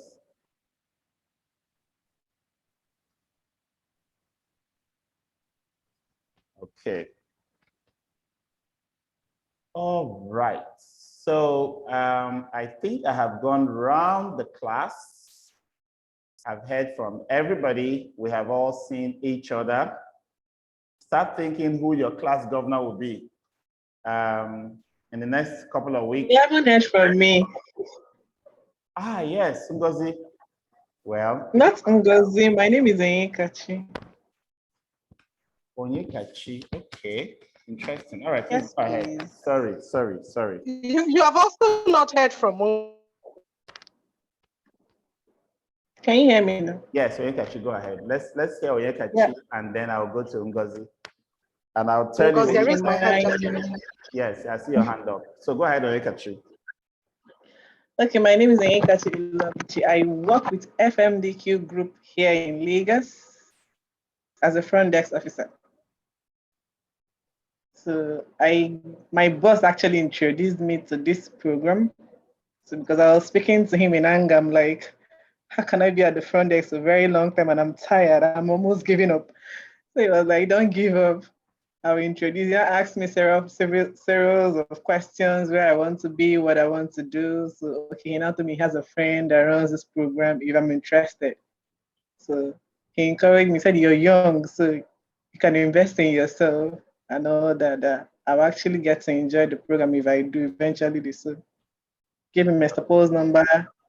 I remember I chatted you and you told me a lot of the program and then you gave me the link. I should go read up and all that. So I did my background checks and it was something I felt I could do. So I'm here to learn from everybody because I see I am the JJC in the room here. So everybody's actually, yeah. So when you introduced I hear facility manager, I said, I'm the only one left out in the game. So I want to belong. I think I want to be here and I want to grow in this career line. Very good. You're welcome. You're welcome. Thank you so much. Thank you. Ngozi, your hand is up. Go ahead. Yeah. Yes. Good evening, everyone. Good evening. My name is Ngozi. Your face is not showing now. Yes, I'm not in a very conducive place, so I can't put up my face for today. Okay, so promise us next time we will not be in that condition. Yes, Okay. No, I will not be in that condition. Okay, go ahead. All right. Yes, so as I said earlier on, my name is Ngozi Okechukwu. I work with Pastianas Group. I'm the center manager for Polo Park Mall in Enugu. And I have actually done this program, the full program at a point in time, that was 2018. But unfortunately, I didn't finish up. I had a few challenges here and then. And since then, I've really not been able to get myself together. I was formerly in Onitsha as the Onitsha Mall when I did the program. So now I'm in Enugu, and I know that completing this program will definitely add some pep to my knowledge and my capacity as a center manager. So that's why I've decided to enroll again, take the program all through again, because when I did it in Onitsha, I had the serious challenge of the internet. So most of the lectures, I couldn't log into them. And even when it was in, you couldn't hear, it was so challenging. But this time around, it's better. At least what I've done today, it's been clear all through. So I believe that this time around, I'll gain a lot, and I'll be able to pick the certificate and all the knowledge I require from yourself, sir, and every other person that's part of this program. Okay. So thank you very much. Thank you. You're welcome. And with your organization getting bigger, wearing a big shoe soon, I'm sure you're going to be fitted with more responsibility. And so this is the best time to upskill quickly, because I'm sure there are lots to be placed on you. Yes, sir. Thank you. You're welcome. Okay, Aja, are you the place where you can speak to us now? We would like to have your introduction as the final introduction for this class before we go into. Hello, sir. Is there somebody else again? Yes, I think someone. And Mr. Aziz. From Okay, let them finish.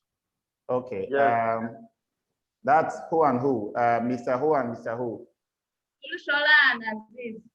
You guys refuse to show your face. If you show your face, is your face up now? All right, Rushola, let's hear from you. Go ahead. Yeah, my name is.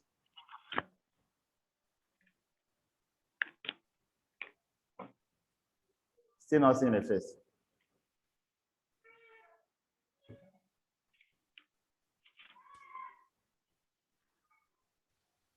Am I the only one not seeing their face? Okay. Ah, yes, finally. Oh, we're even two there. Fantastic. All right, go. Let's go from the. Who should we go first? The dark one or the fair one first? Yeah. Let's go with the dark one first. Aziz Oedele. I work for a management company as a maintenance technician. So Aziz Oedele, right? Yes. So you work at where? I work for Brawl Properties. Brawl, as okay, a yes. maintenance technician. Yes. Okay. So the goal is to enhance my career with this training and also improve its time. Fantastic. All right. So Thank you. Let's hear from Olushola now. You are the first to be in class today. Yeah, my name is Ayeni Olushola. Currently, I'm not working currently. Actually wanted to go for a program in data analysis, all these programming stuff.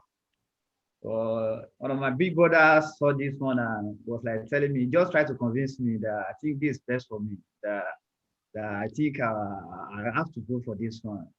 I've not been working for a while now. So, and I was like, okay. When I go through, I check everything and I was like, okay, I love it as well. When he told me that if I try it, that I will enjoy it. So that's why I said, okay, no problem. Then I'll go for it. So maybe I can start a career from there and try to, maybe can help me to secure an employment. Very good. Definitely. You can never go wrong with facility management. The demand is too high for you not to have a job once you're done with this, okay? So well done, and congratulations for accepting your brother's recommendation. Let us hear from Olayemi Kasali. Have you spoken? I think the last time we gave you the mic, you couldn't really speak. And I still have someone else that I have been seeing in and out. That's, what's her name now? It's a lady that hasn't spoken. I think Princess. Princess, you speak next after Olayemi Kasali. I've heard from Isaac, right? Isaac has spoken, isn't it? Yes, we've heard from Isaac. So, all right, so let's hear from Olayemi. If you can speak, go ahead. If not, we'll give Princess the mic. And then we have Shakiru Shobanke as well on lineup. Princess, go ahead.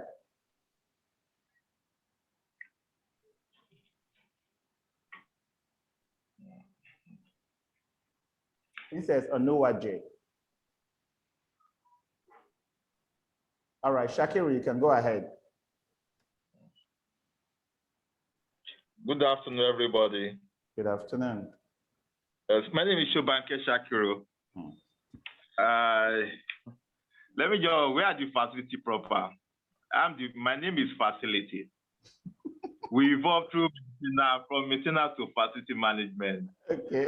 So from maintenance technician, maintenance supervisor, electrical supervisor, maintenance professor, maintenance team lead, facility maintenance team lead, regional facility coordinator. That's my title all this while. But the only thing I need now is to officialize and professionalize what I've learned or what I've passed through today. Fantastic. Fantastic. Thank you. So where do you work and where are you located? I'm in Lagos. I work with MTN. MTN, fantastic. Okay, welcome, Shakiru. Shemo Ogushola, you can take the mic now.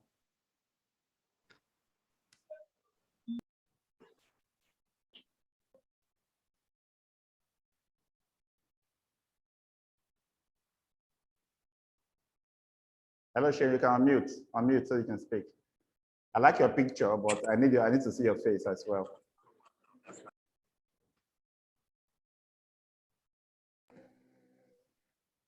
Good evening, everybody. Good evening, Shemo. Can we see your face? I'm trying. I don't know what's wrong. My network. I'm trying to. I'm still going to try. I don't know why it's not working. Okay. Okay. My name is Shemo Ogunshola. I work with Brains and Hammers. I guess I'm meant to introduce myself, right? Yes, that's what you're doing. Okay. I work with Brains and Hammers Facility Management Limited, Life Camp. Good. I'm the assistant facility manager there, in charge of Life Camp Estate. Okay, good. Fantastic. You're welcome. Okay. Thank you very much. So I have heard from everybody finally. Isaac, okay, we heard from Isaac before, right? Okay. Yes, we did. All right, so Aja, please take the mic. This is final. Are you sure this is final? Yes, it is final. I know that there are some people complaining that they've not been able to join the group, but okay. I hope possibly that it will get better as we go along. Okay. Good evening, everyone. My name is Hajia Zainab Saleh. I'm the managing director of Brains and Hammers Facility Management Limited and White Oak Management Services Limited. I'll stop there because these are the facility management companies that I deal with. What do we say about facility management? I think quite a lot of us, when we got into facility management, there was no particular course on facility management. Mr. Paul and myself, I'm sure, can attest to that fact. That when we got in, we came in from very diverse backgrounds. I mean, we're coming in, maybe we're just lucky, we went to university, we studied biochemistry, he studied architecture. You know what I mean? What I'm saying is that a lot of us got into this industry maybe by chance. Yeah, mostly by I think that would be by chance. That's basically what happened. Yeah. Opportunity. And opportunity came our way and we were able to get into it. And just like he said, this is an industry that I've been in for about 20 years as well. It's been quite a long time. And I manage quite a lot of facilities. And I also happen to be, I don't even know why you didn't mention it, because I don't see why it's not written there. You and I are both members of the Royal Institution of Chartered Surveyors, Paul. Sure. So why didn't you add it there? There are too We are many. known as chartered. It doesn't matter. People get intimidated. Add it. No, it doesn't matter. Add it. We're both chartered facilities managers, surveyors. Yeah. We're both members of that organization, and I think you should state it there. It's don't leave it out. Yeah. Sure. But what I want to say basically is that no knowledge is ever lost. Yeah. And for me, it is just as important that I take this course with all of you, because I'm sure that we'll be able to pick up one or two things here. No knowledge is lost, no matter what. The good thing is that we've now come into, in quotes, what we call formal training. I'm still saying in quotes, because we're beginning to see a structure coming into facility management. And it's not just within Nigeria alone. It's also to do worldwide, you know, and we're making advances. And God willing, we're going to be able to get there. And everybody shouldn't feel that, oh, because they think they know something somewhere, you shouldn't join courses like this that come up. I'm also here because I believe that there's something I'm going to pick up and I will be able to take home with me, you know. So please, I wish everybody the best, and let's be serious about this. Let's try as much as possible to work well. We really don't know what will become of all of us in the future, but the most important thing is that we're all stepping in the right direction. Definitely. So I wish us all the best and look forward to seeing you all. Fantastic. Thank you so much. Fantastic. You know, I can talk more. You know, I no, can talk more. Aja, leave it like that for now. Thank you. Okay. I love something about facility management. Every time I teach a class or I have a team assembled for FM, I find a very diverse group. If I went around the room to say, what did you study? What did you study? You will find virtually every course in the room. And this is something else, again, that's exciting about FM, okay? But the important thing is that we have come here to make a hybrid of all that we used to know, and to learn the best practices that helps us validate the good things in what we used to know and drop the bad practices that have been holding us down from excellence in the past. And then we can all soar to new heights in our careers. That's the whole idea of this program. So welcome, everybody. I'm going to move straight next to just basically introducing the facilitators for this program. And then I'll take the first part of the FM Foundation. The FM Foundation is so important. I will not want to rush through it in just the remaining minutes of today's class. I'm going to break it in two, take the first part and then take the next part on Thursday.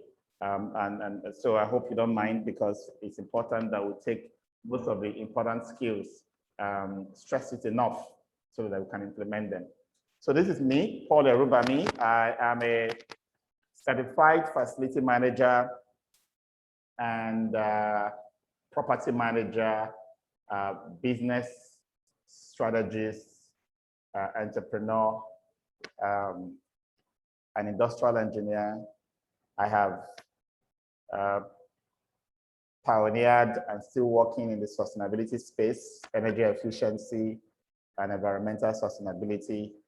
I've worked for about 20 years in paid employment before the recent 5 years in Max-Migold as CEO. So it's been all facility management. I started out trying to become an architect. I used to say trying to become because my reason for going into architecture was to become self-employed. That was my reason for going into architecture in the first place. So, but after my first degree, I realized something. There was a profession that was going to take over the built environment from the architects. The architects were engaged for a short period, the design, most likely participate in the building, and then they hand it over to another profession that's going to manage it for its useful life. And I felt that profession that's going to manage buildings for the built environment through their useful life is where I want to be. And that was facility management. Second reason I followed FM was the fact that I was trying to follow the money. When I started designing as an architect, I told myself I must be in construction, that construction is where the money is.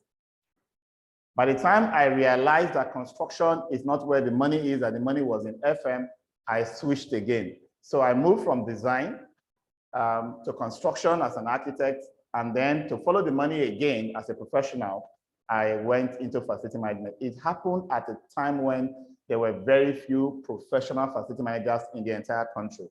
In fact, as at the time I earned my certified facility manager credential in Nigeria, I was the third person.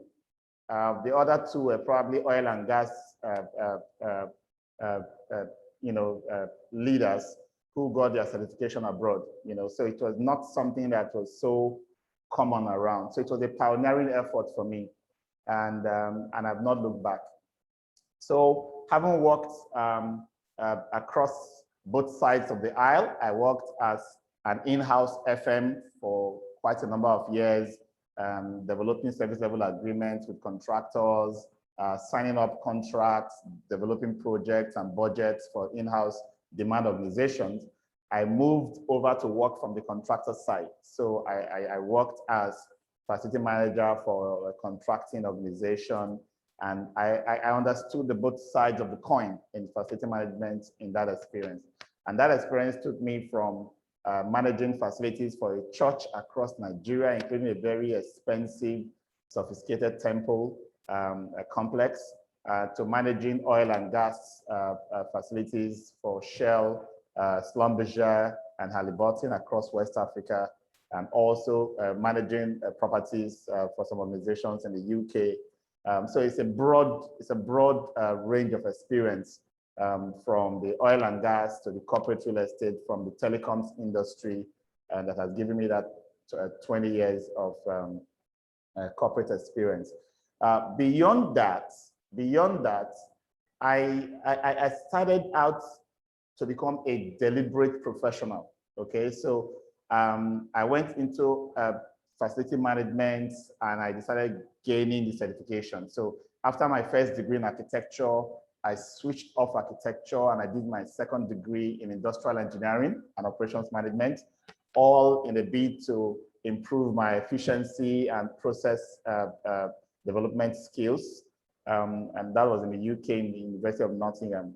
I left, and then before even I did my master's degree in industrial engineering, I had done the facility management professional, which is the first designation or credential you get in FM after the FM Mastercraft Diploma that we are running right now. Just one difference between the two, while the FMP is an entry-level international certification, the FM diploma you are in is a national certification, but the FM diploma you are in covers more competency areas than the FMP. The FMP covers 4 competency areas, and we cover almost all 11 competencies that we'll be looking at in today's program. So I gained all the certification from the FMP, the SFP. I became certified as a CFM, also certified with the British Institute of Facility Management as a CIWFM. BIFM changed from BIFM to IWFM. So I became certified with them. And also, like Haja said, gained the charter with ROICS, the Royal Institution of Chartered Surveyors, as a chartered facility management surveyor. So that was the next thing. After getting all the experience I needed, I gained all the certification that was available in the industry. And then I decided to start teaching. Okay, so for me, teaching has always been a passion. I didn't come into teaching from the academic point of view. I didn't come into teaching as a researcher. I came into teaching from the hands-on practical experience. So 20 years in the field, I've done everything. I've done everything from installations to project management to recruitment and human resource management to firing and hiring to strategic planning to marketing and sales. I've done everything, in that space. So now is the time to teach people how to also grow in the FM profession while also practicing, because Max-Migold today is involved in facility management, it's involved in energy efficiency projects, it's involved in consulting, it's involved in this training we're doing, involved in recruitment, you know, virtually providing all the value-added services the FM industry needs to grow. And that's something that gives me quite a kick being involved in that. So that's me. Because I teach the FMP, the Facility Management Professional, I teach the SFP, the Sustainability Facility Professional, I teach the CFM, the Certified Facility Manager, I teach the FM Learning System, which is a complete, comprehensive learning system that prepares you for the CFM exam, and I teach the FM Essentials, which is an introductory FM program provided by IFMA, which is all of the programs that the International Facility Management Association provides. And to date, the only person on the continent of Africa who has not only has all of this qualification, but also licensed to teach all of them. We'll have others who can teach one or the other, but I think that brings a wealth of experience, a wealth of knowledge into this class. So when you are sitting in this class and you are having this interaction, you can be rest assured that you are hearing, listening, participating in what I can confidently tell you is best in class in FM training available in this part of the world, okay? So that's what I can assure you. And the program has been so structured that if you blink, you will miss. That's just the truth. Every class will give you a testimonial. Every class will give you a testimonial. That's how it has always been, and that's how it's going to be even better in this class. So we also have Egbeahe Osolea is an architect, a very experienced architect, project manager, and also a facility manager. He's going to be taking us courses in space management, project management,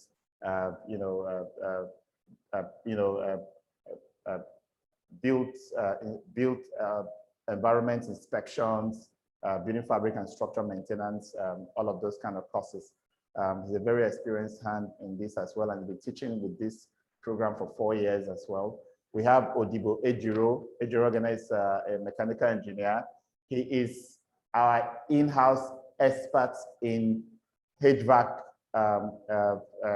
air conditioning maintenance. So when you have any issues with air conditioning, Odibo Ejiro is your best bet. So he's going to be taking us the air conditioning class. We have Rosalie Onuche, a very experienced facility management professional, having worked for some 12 years on the field, went into research and writing and training, and she will teach most of the soft skills on the program. We have Engineer Bolade Kolako. He is one of the best you can find in Nigeria today when it comes to health and safety, when it comes to fire, when it comes to virtually everything environmental. He's currently leading the environmental safety and health advisory practice for PrimeWaterhouseCoopers in Nigeria. And you can imagine his kind of profile coming to teach you health and safety, emergency, and fire. Is just top of his game you're going to be having. We have Engineer Emmanuel Akinola. He is a very experienced electronics engineer, but he has taken himself through some very rigorous process in becoming a facility management trainer, having worked in the various levels in facility management. So beyond the electrical, you'll be seeing him on the maintenance courses, you'll be seeing him on the built environment courses like facility condition assessments. And then we have Abel Ijoriove. Abel is electrical. He's going to be teaching us electrical engineering course because he's got much experience in that area as well. And then we have Sidi Osilama, one of the best minds you can get in Lagos right now when it comes to plumbing. So Sydney will be available on hand for all our plumbing solutions in this program. And you have Engineer Olumide Aino, also a master's degree holder in facility management and a teacher. He's one of my, he's actually my co-teacher in the master's program in the University of Lagos Master's in Facility Management program, and he's the MD of his own FM company, and he's going to be taking a session with us in this program. And then we have, okay, so I think one engineer Silas Ofegu is very on ground with electrical as well as other maintenance topics. So these are the lineup of facilitators. Most facilitators will take you on one class or two. In the case of Engineer Kolakwa, maybe 3. And in the case of OCA here, maybe 4. Okay, so that's how you're going to encounter them. While I will take somewhat around 50% of the modules that we'll be covering in this program. So welcome on board as we start this off. If you have questions, you can ask.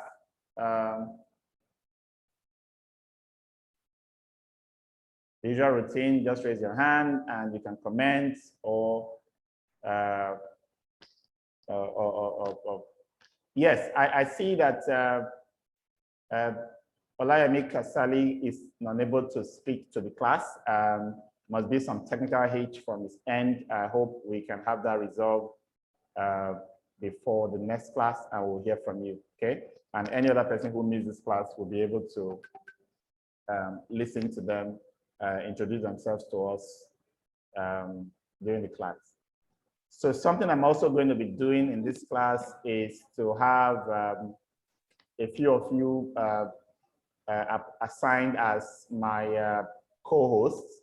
If you see yourself that you've been appointed as co-host in any of my classes, just know that you have an additional task of admitting your classmates, okay? So only your classmates that you know that you will admit into the class, okay? So I don't have to do that while the class is ongoing.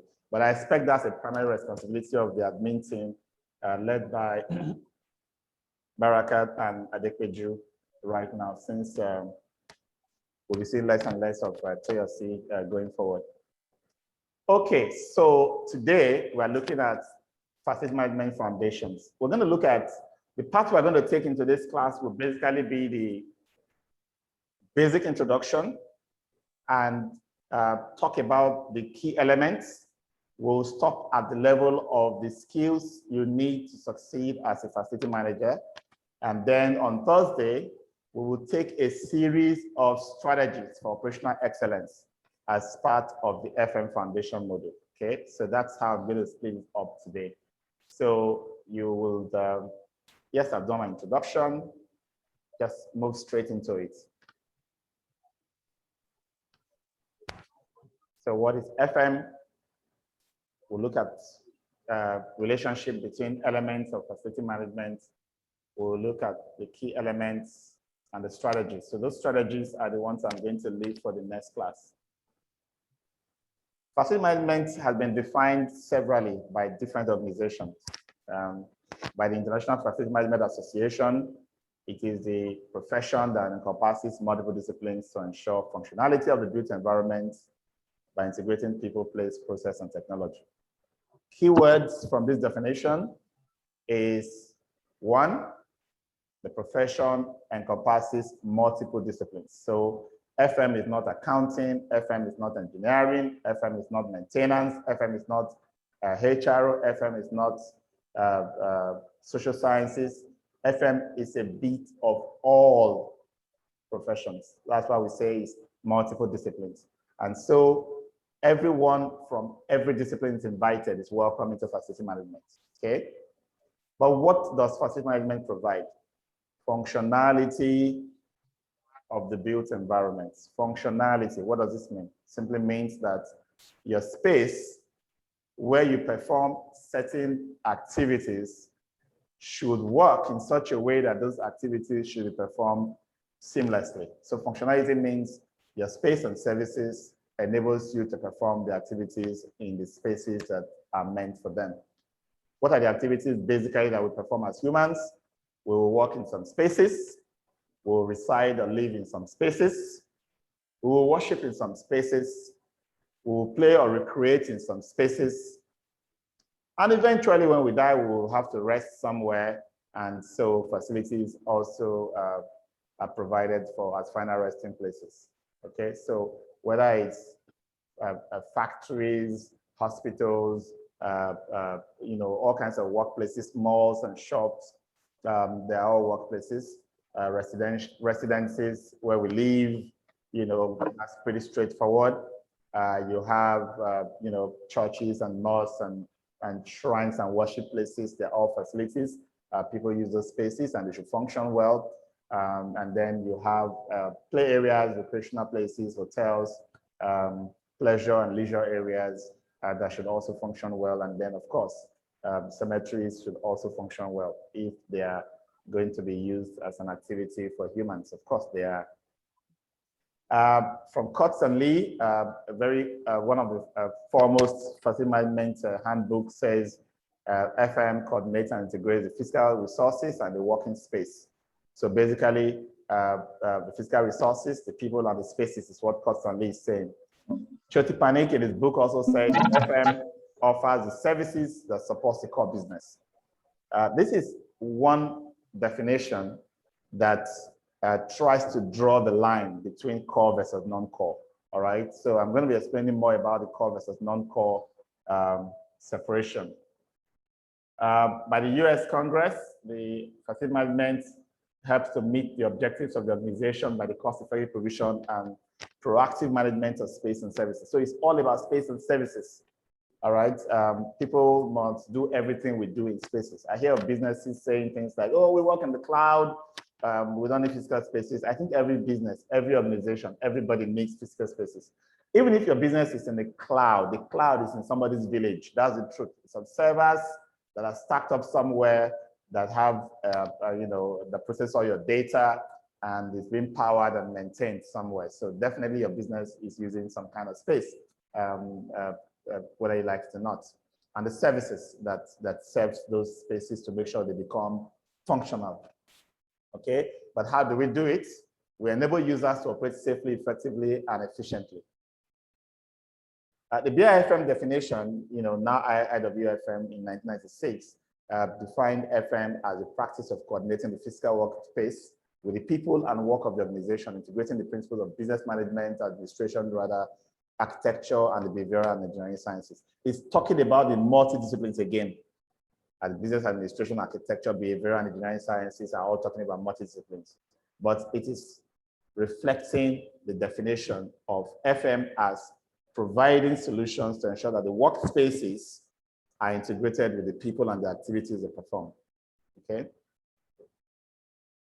We made some progress in 2017 when the International Standardization Organization, ISO, came up with the definition for facility management. It took professionals from 52 countries across the globe to brainstorm, look at all these multiple definitions, and come up with the FM definition that we're going to adopt in this program and adopt in our careers, because this is what we call the global standard for defining FM as a profession.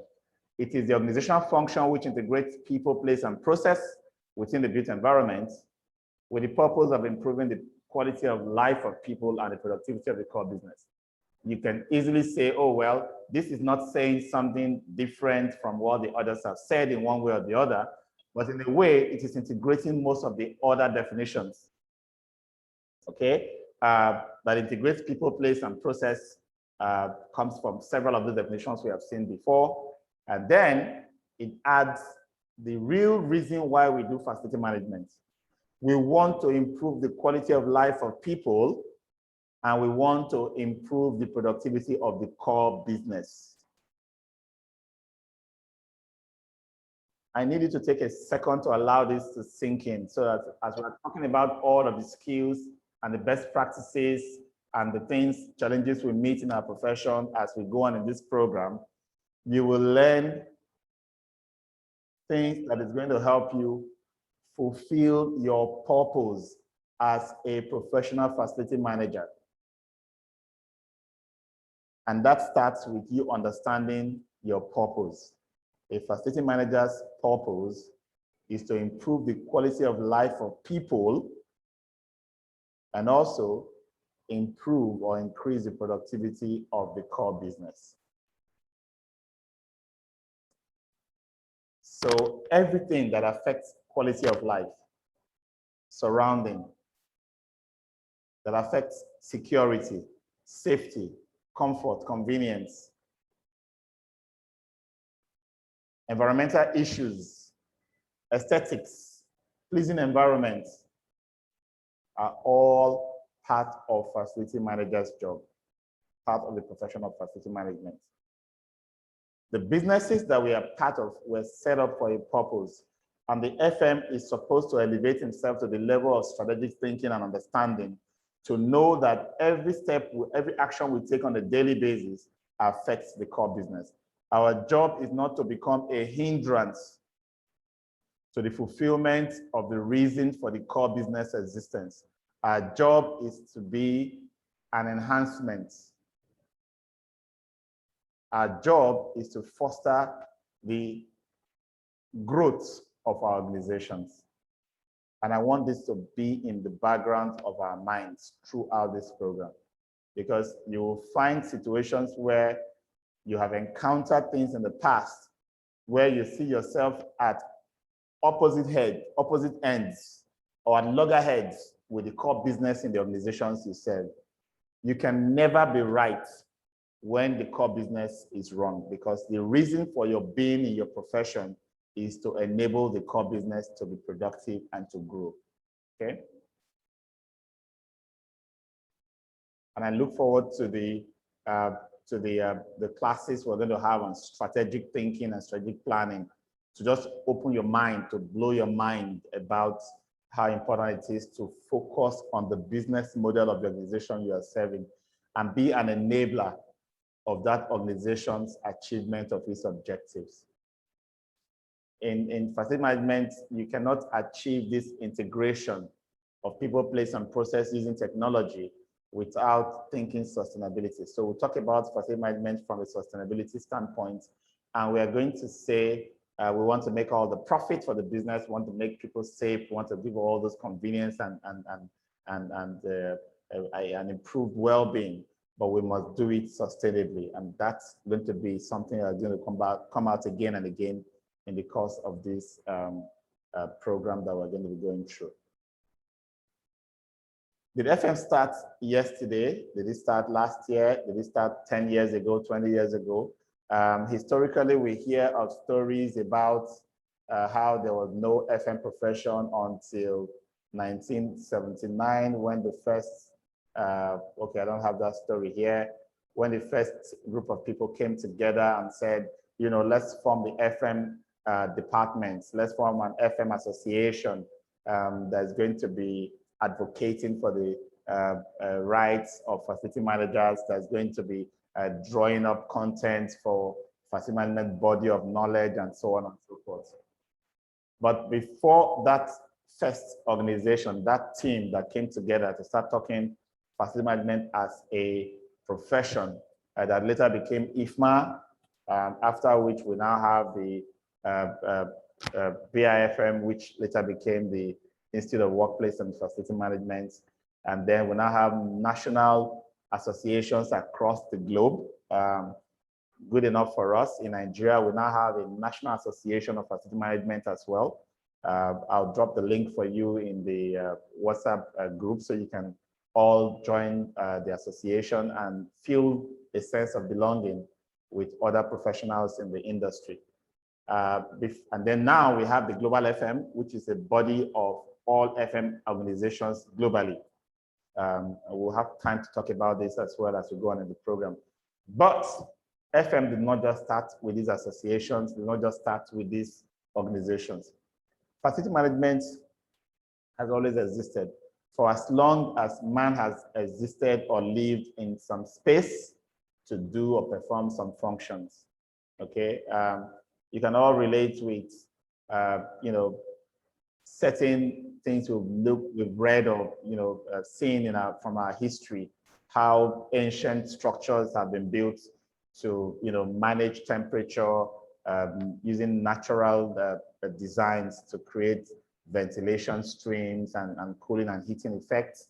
Many of us can even remember some of the homes we have in the villages where you have different sections for different things. I particularly like the position of the refrigerator, the natural refrigerators we have in our hot, those earthen pots that is always having its position in the building and always cool, no matter how hot it is outside, right?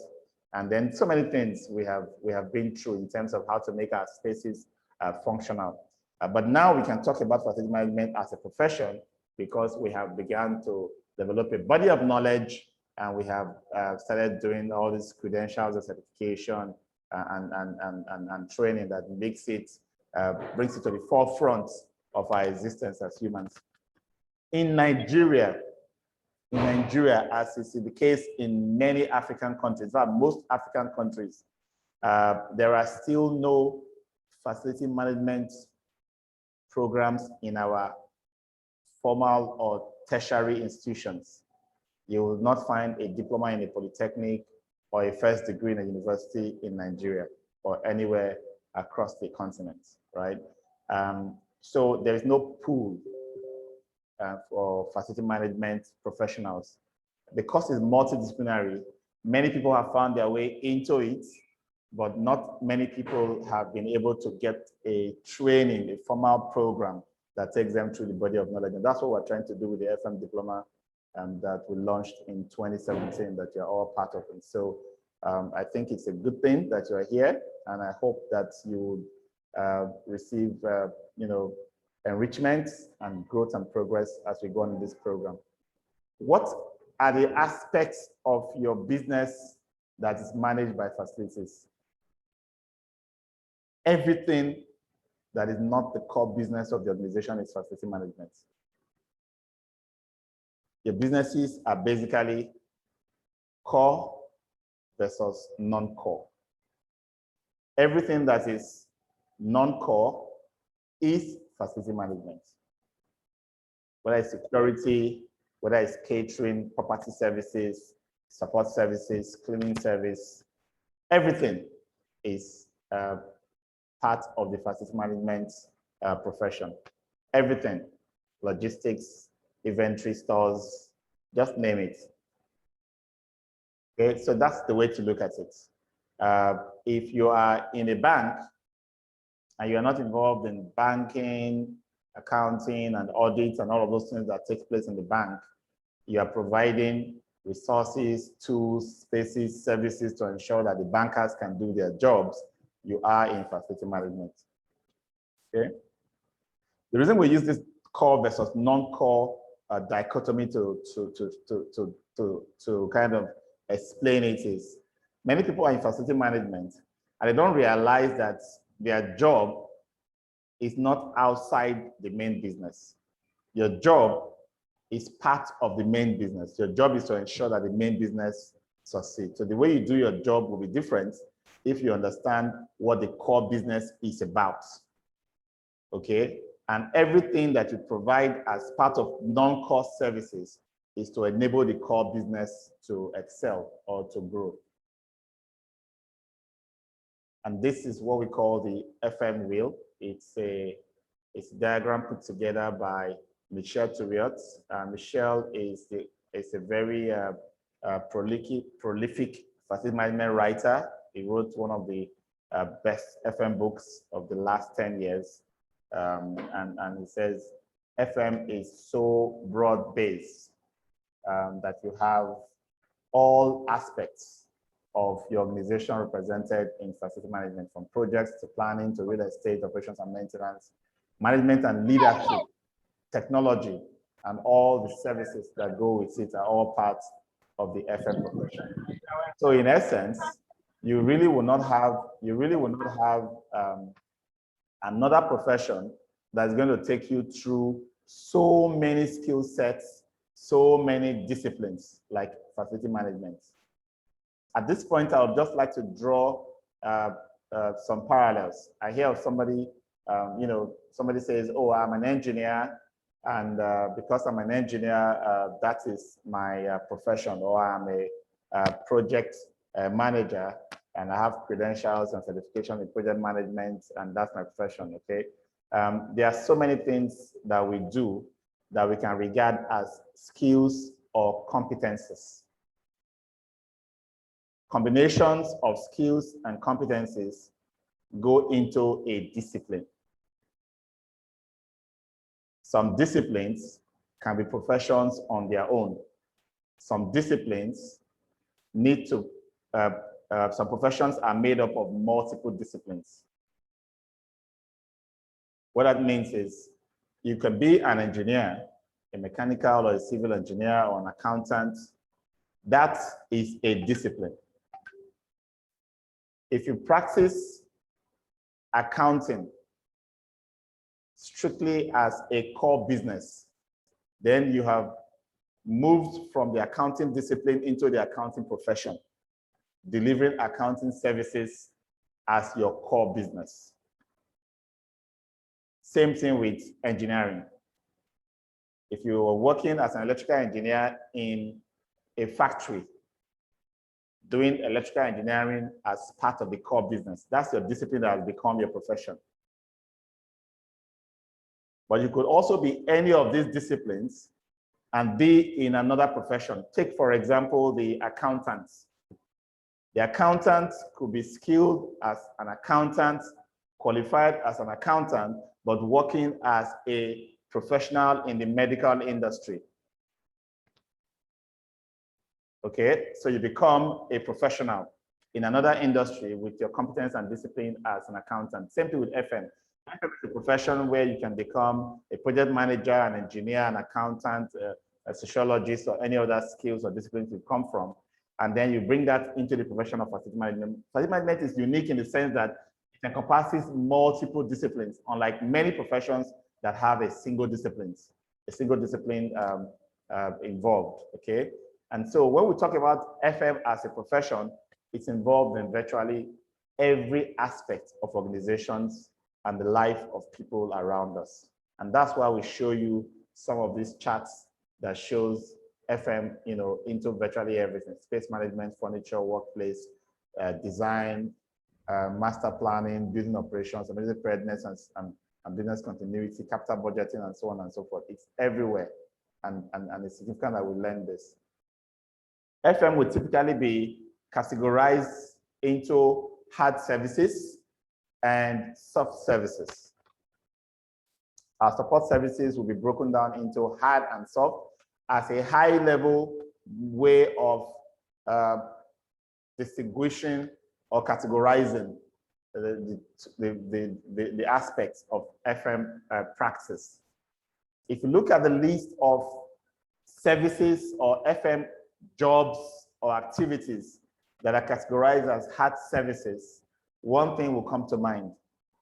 These are building systems. These are things that are built into the facilities that we manage. So hard services are often referred to as building services. If you look at the soft services side, security, catering, pest control, health and safety, caretakering and portering, and so on, grounds maintenance, you will see that these are more of the occupant services. They are services that are provided for and because of the occupants in the facilities that we manage. I've heard some FM say things like, oh, hard services are the technical aspects and soft services are the non-technical aspect. And I tell you, no way, no way.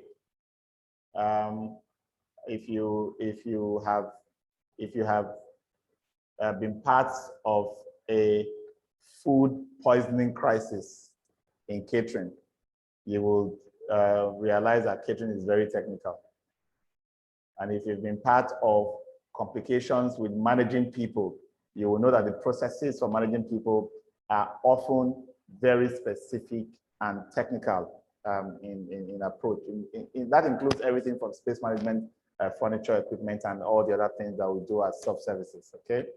So this is just a broad way of a high-level way of distinguishing the two aspects of FM services.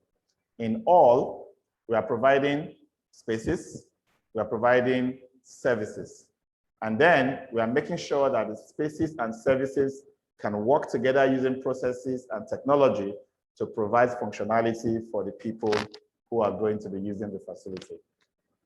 that we manage.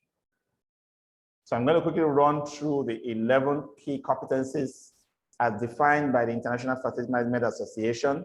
We have another class where we're going to take each of these competencies one by one and learn the skills that you must have to say you have become a master in facility management, okay? So those competencies will be broken down in another class. For today, I'm just going to give you simple introductions.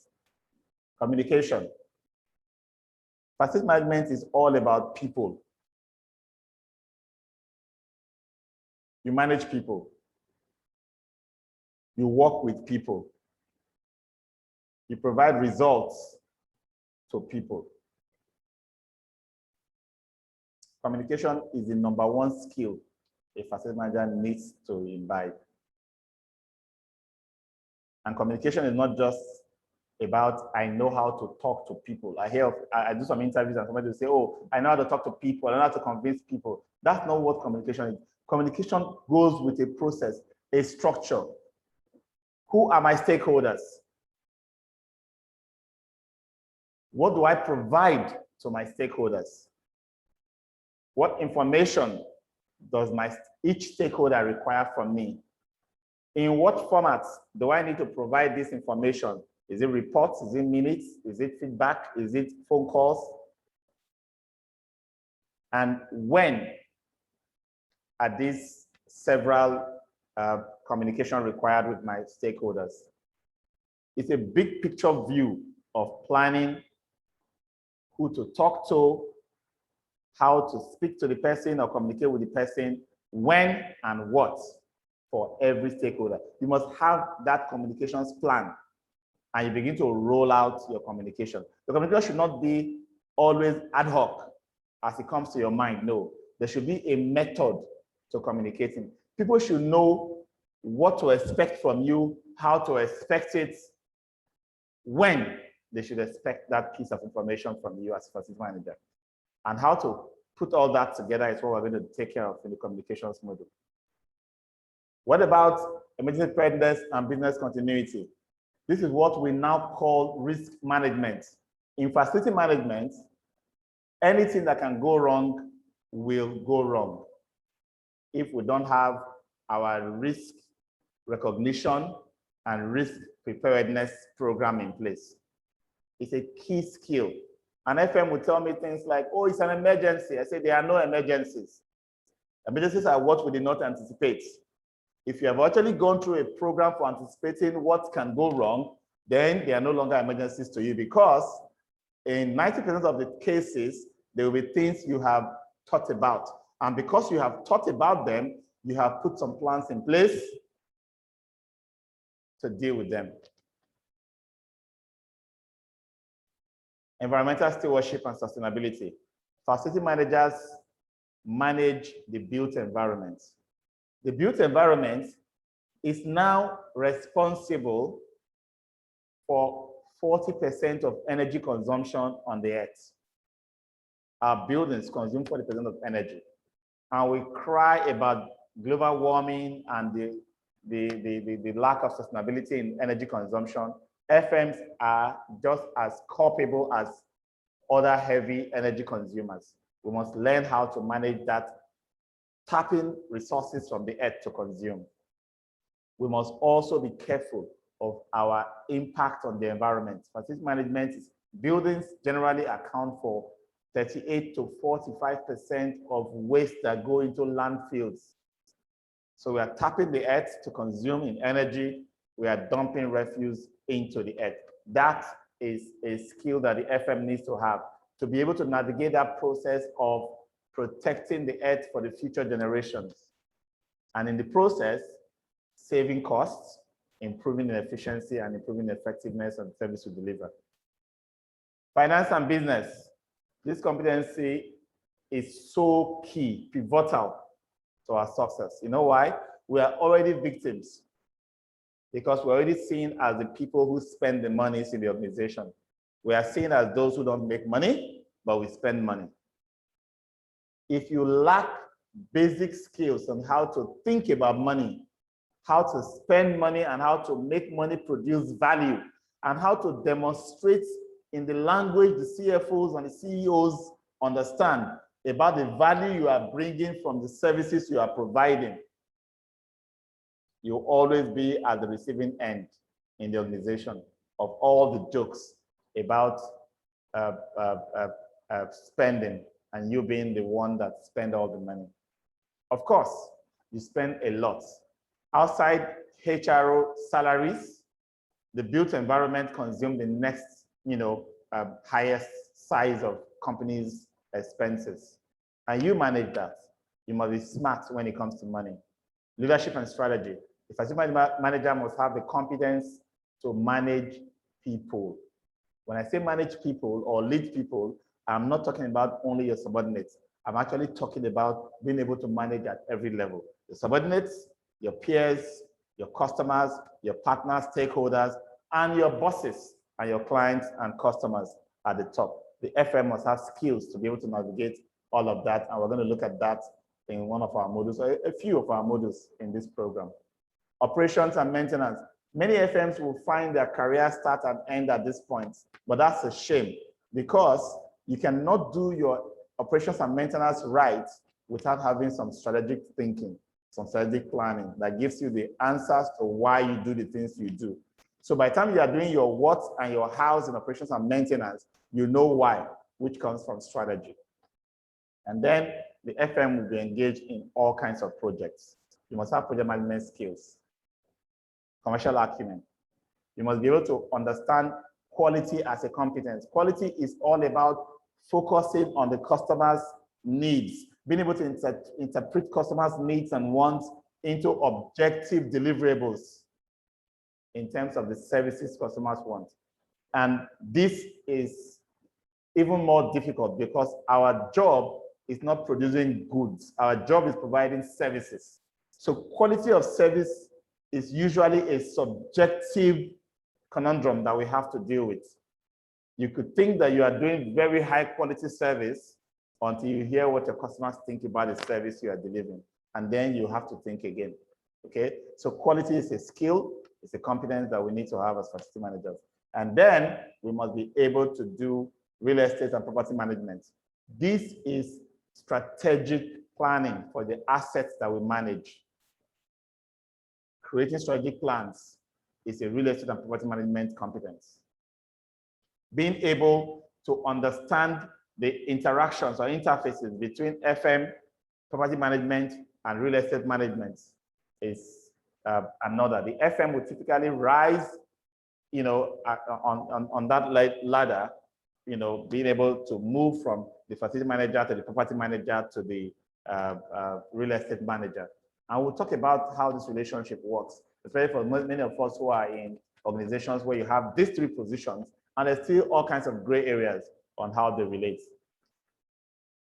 Technology as a competence is key to the modern era of facility management. We move from papers, logbooks, and work orders to spreadsheets.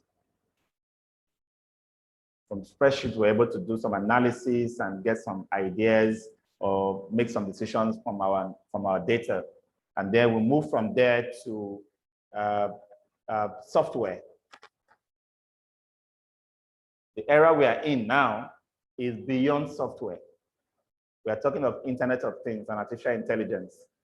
We're talking of automations that takes human error away from the way we do our business. So technology is going to be a key defining factor on how we manage facilities into the 21st century.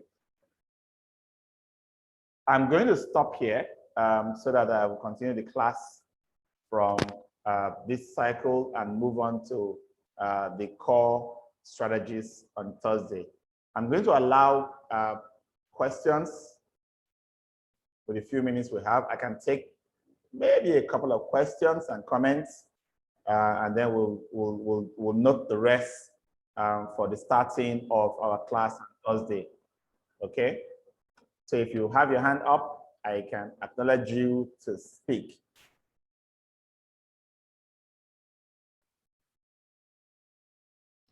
Okay, Antonio, you can go ahead, please.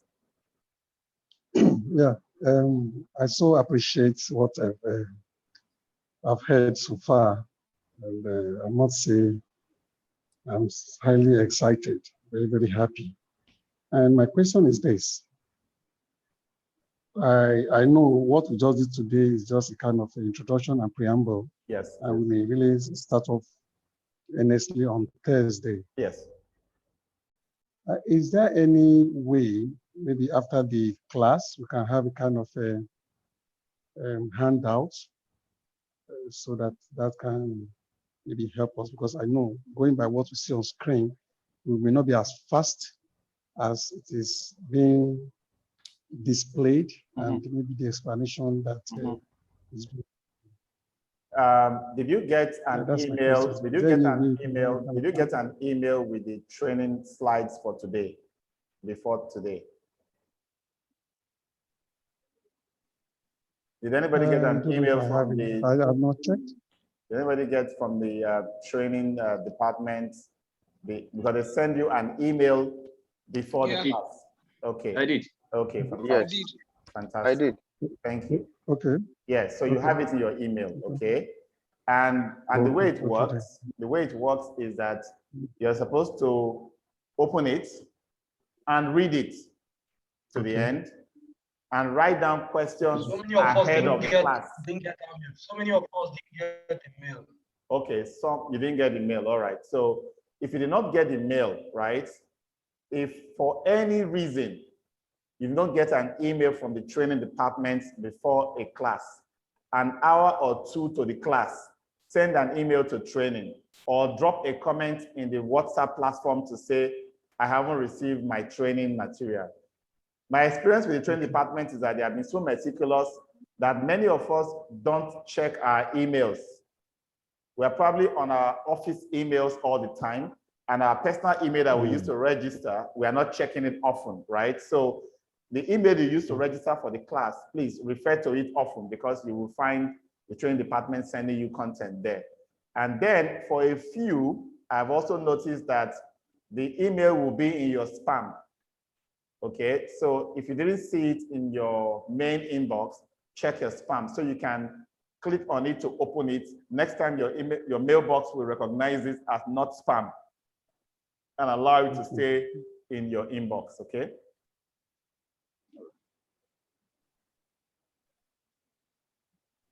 All right. Thank you. Thank you, sir. If you could go ahead, please. All right, so this is more like I observed something in the slides. You skipped, because I've gone through it briefly, you skipped the part that talked about the ISO standard definition for FM. Actually, did not skip it. Okay, no, I mean the slide that we're giving. Oh, it's not in the slide you're that we were giving. Oh, I see. Yeah, it's not there. Okay, okay. Others are there, but that particular one is not there. What I would do, I think it's versioning. What I'll do is to just save this slide I use now and drop it for you in the platform, so you can download it from there. I'll do it right now after this class. Okay, sir. I don't know whether this applies to everybody. I'm not in the WhatsApp group yet. Yes, Ibuku, I think we exchanged some communication. I was the one communicating with you before when I told you that if you registered on the website and you put your phone number, and your phone number is a WhatsApp number, you would already be in the platform. So what you probably just need to do is send an email to training@max-migold.com with your phone number, and they will add you straight to the platform, okay? Okay, good. I've done that anyway. All right, thank you. All right, thank you very much.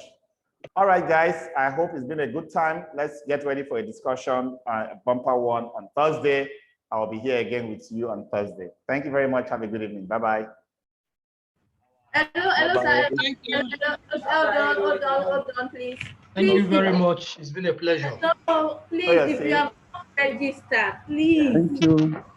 Register on the platform. Only attend to people who have registered. Okay, so please, for some of us, we have paid our fees, so we are entitled to be in this class, but we have not actually filled the registration form online.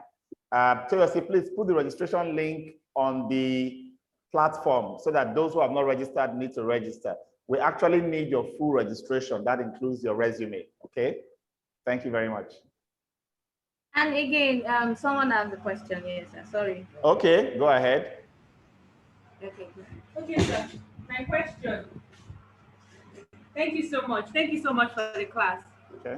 The IFMA FM core competencies. Yes. What do you mean by human factors? Human factors are health and safety, environmental impact on humans, like light, like sound, cooling and heating, everything that has to do with human comfort in spaces that we manage. So that's a skill. That's why you don't see health and safety listed as a competence, because health and safety is part of human factor competence. Which bro? Okay. All right. Thank you so much. Bye-bye. You're welcome. Bye. Bye-bye. Bye.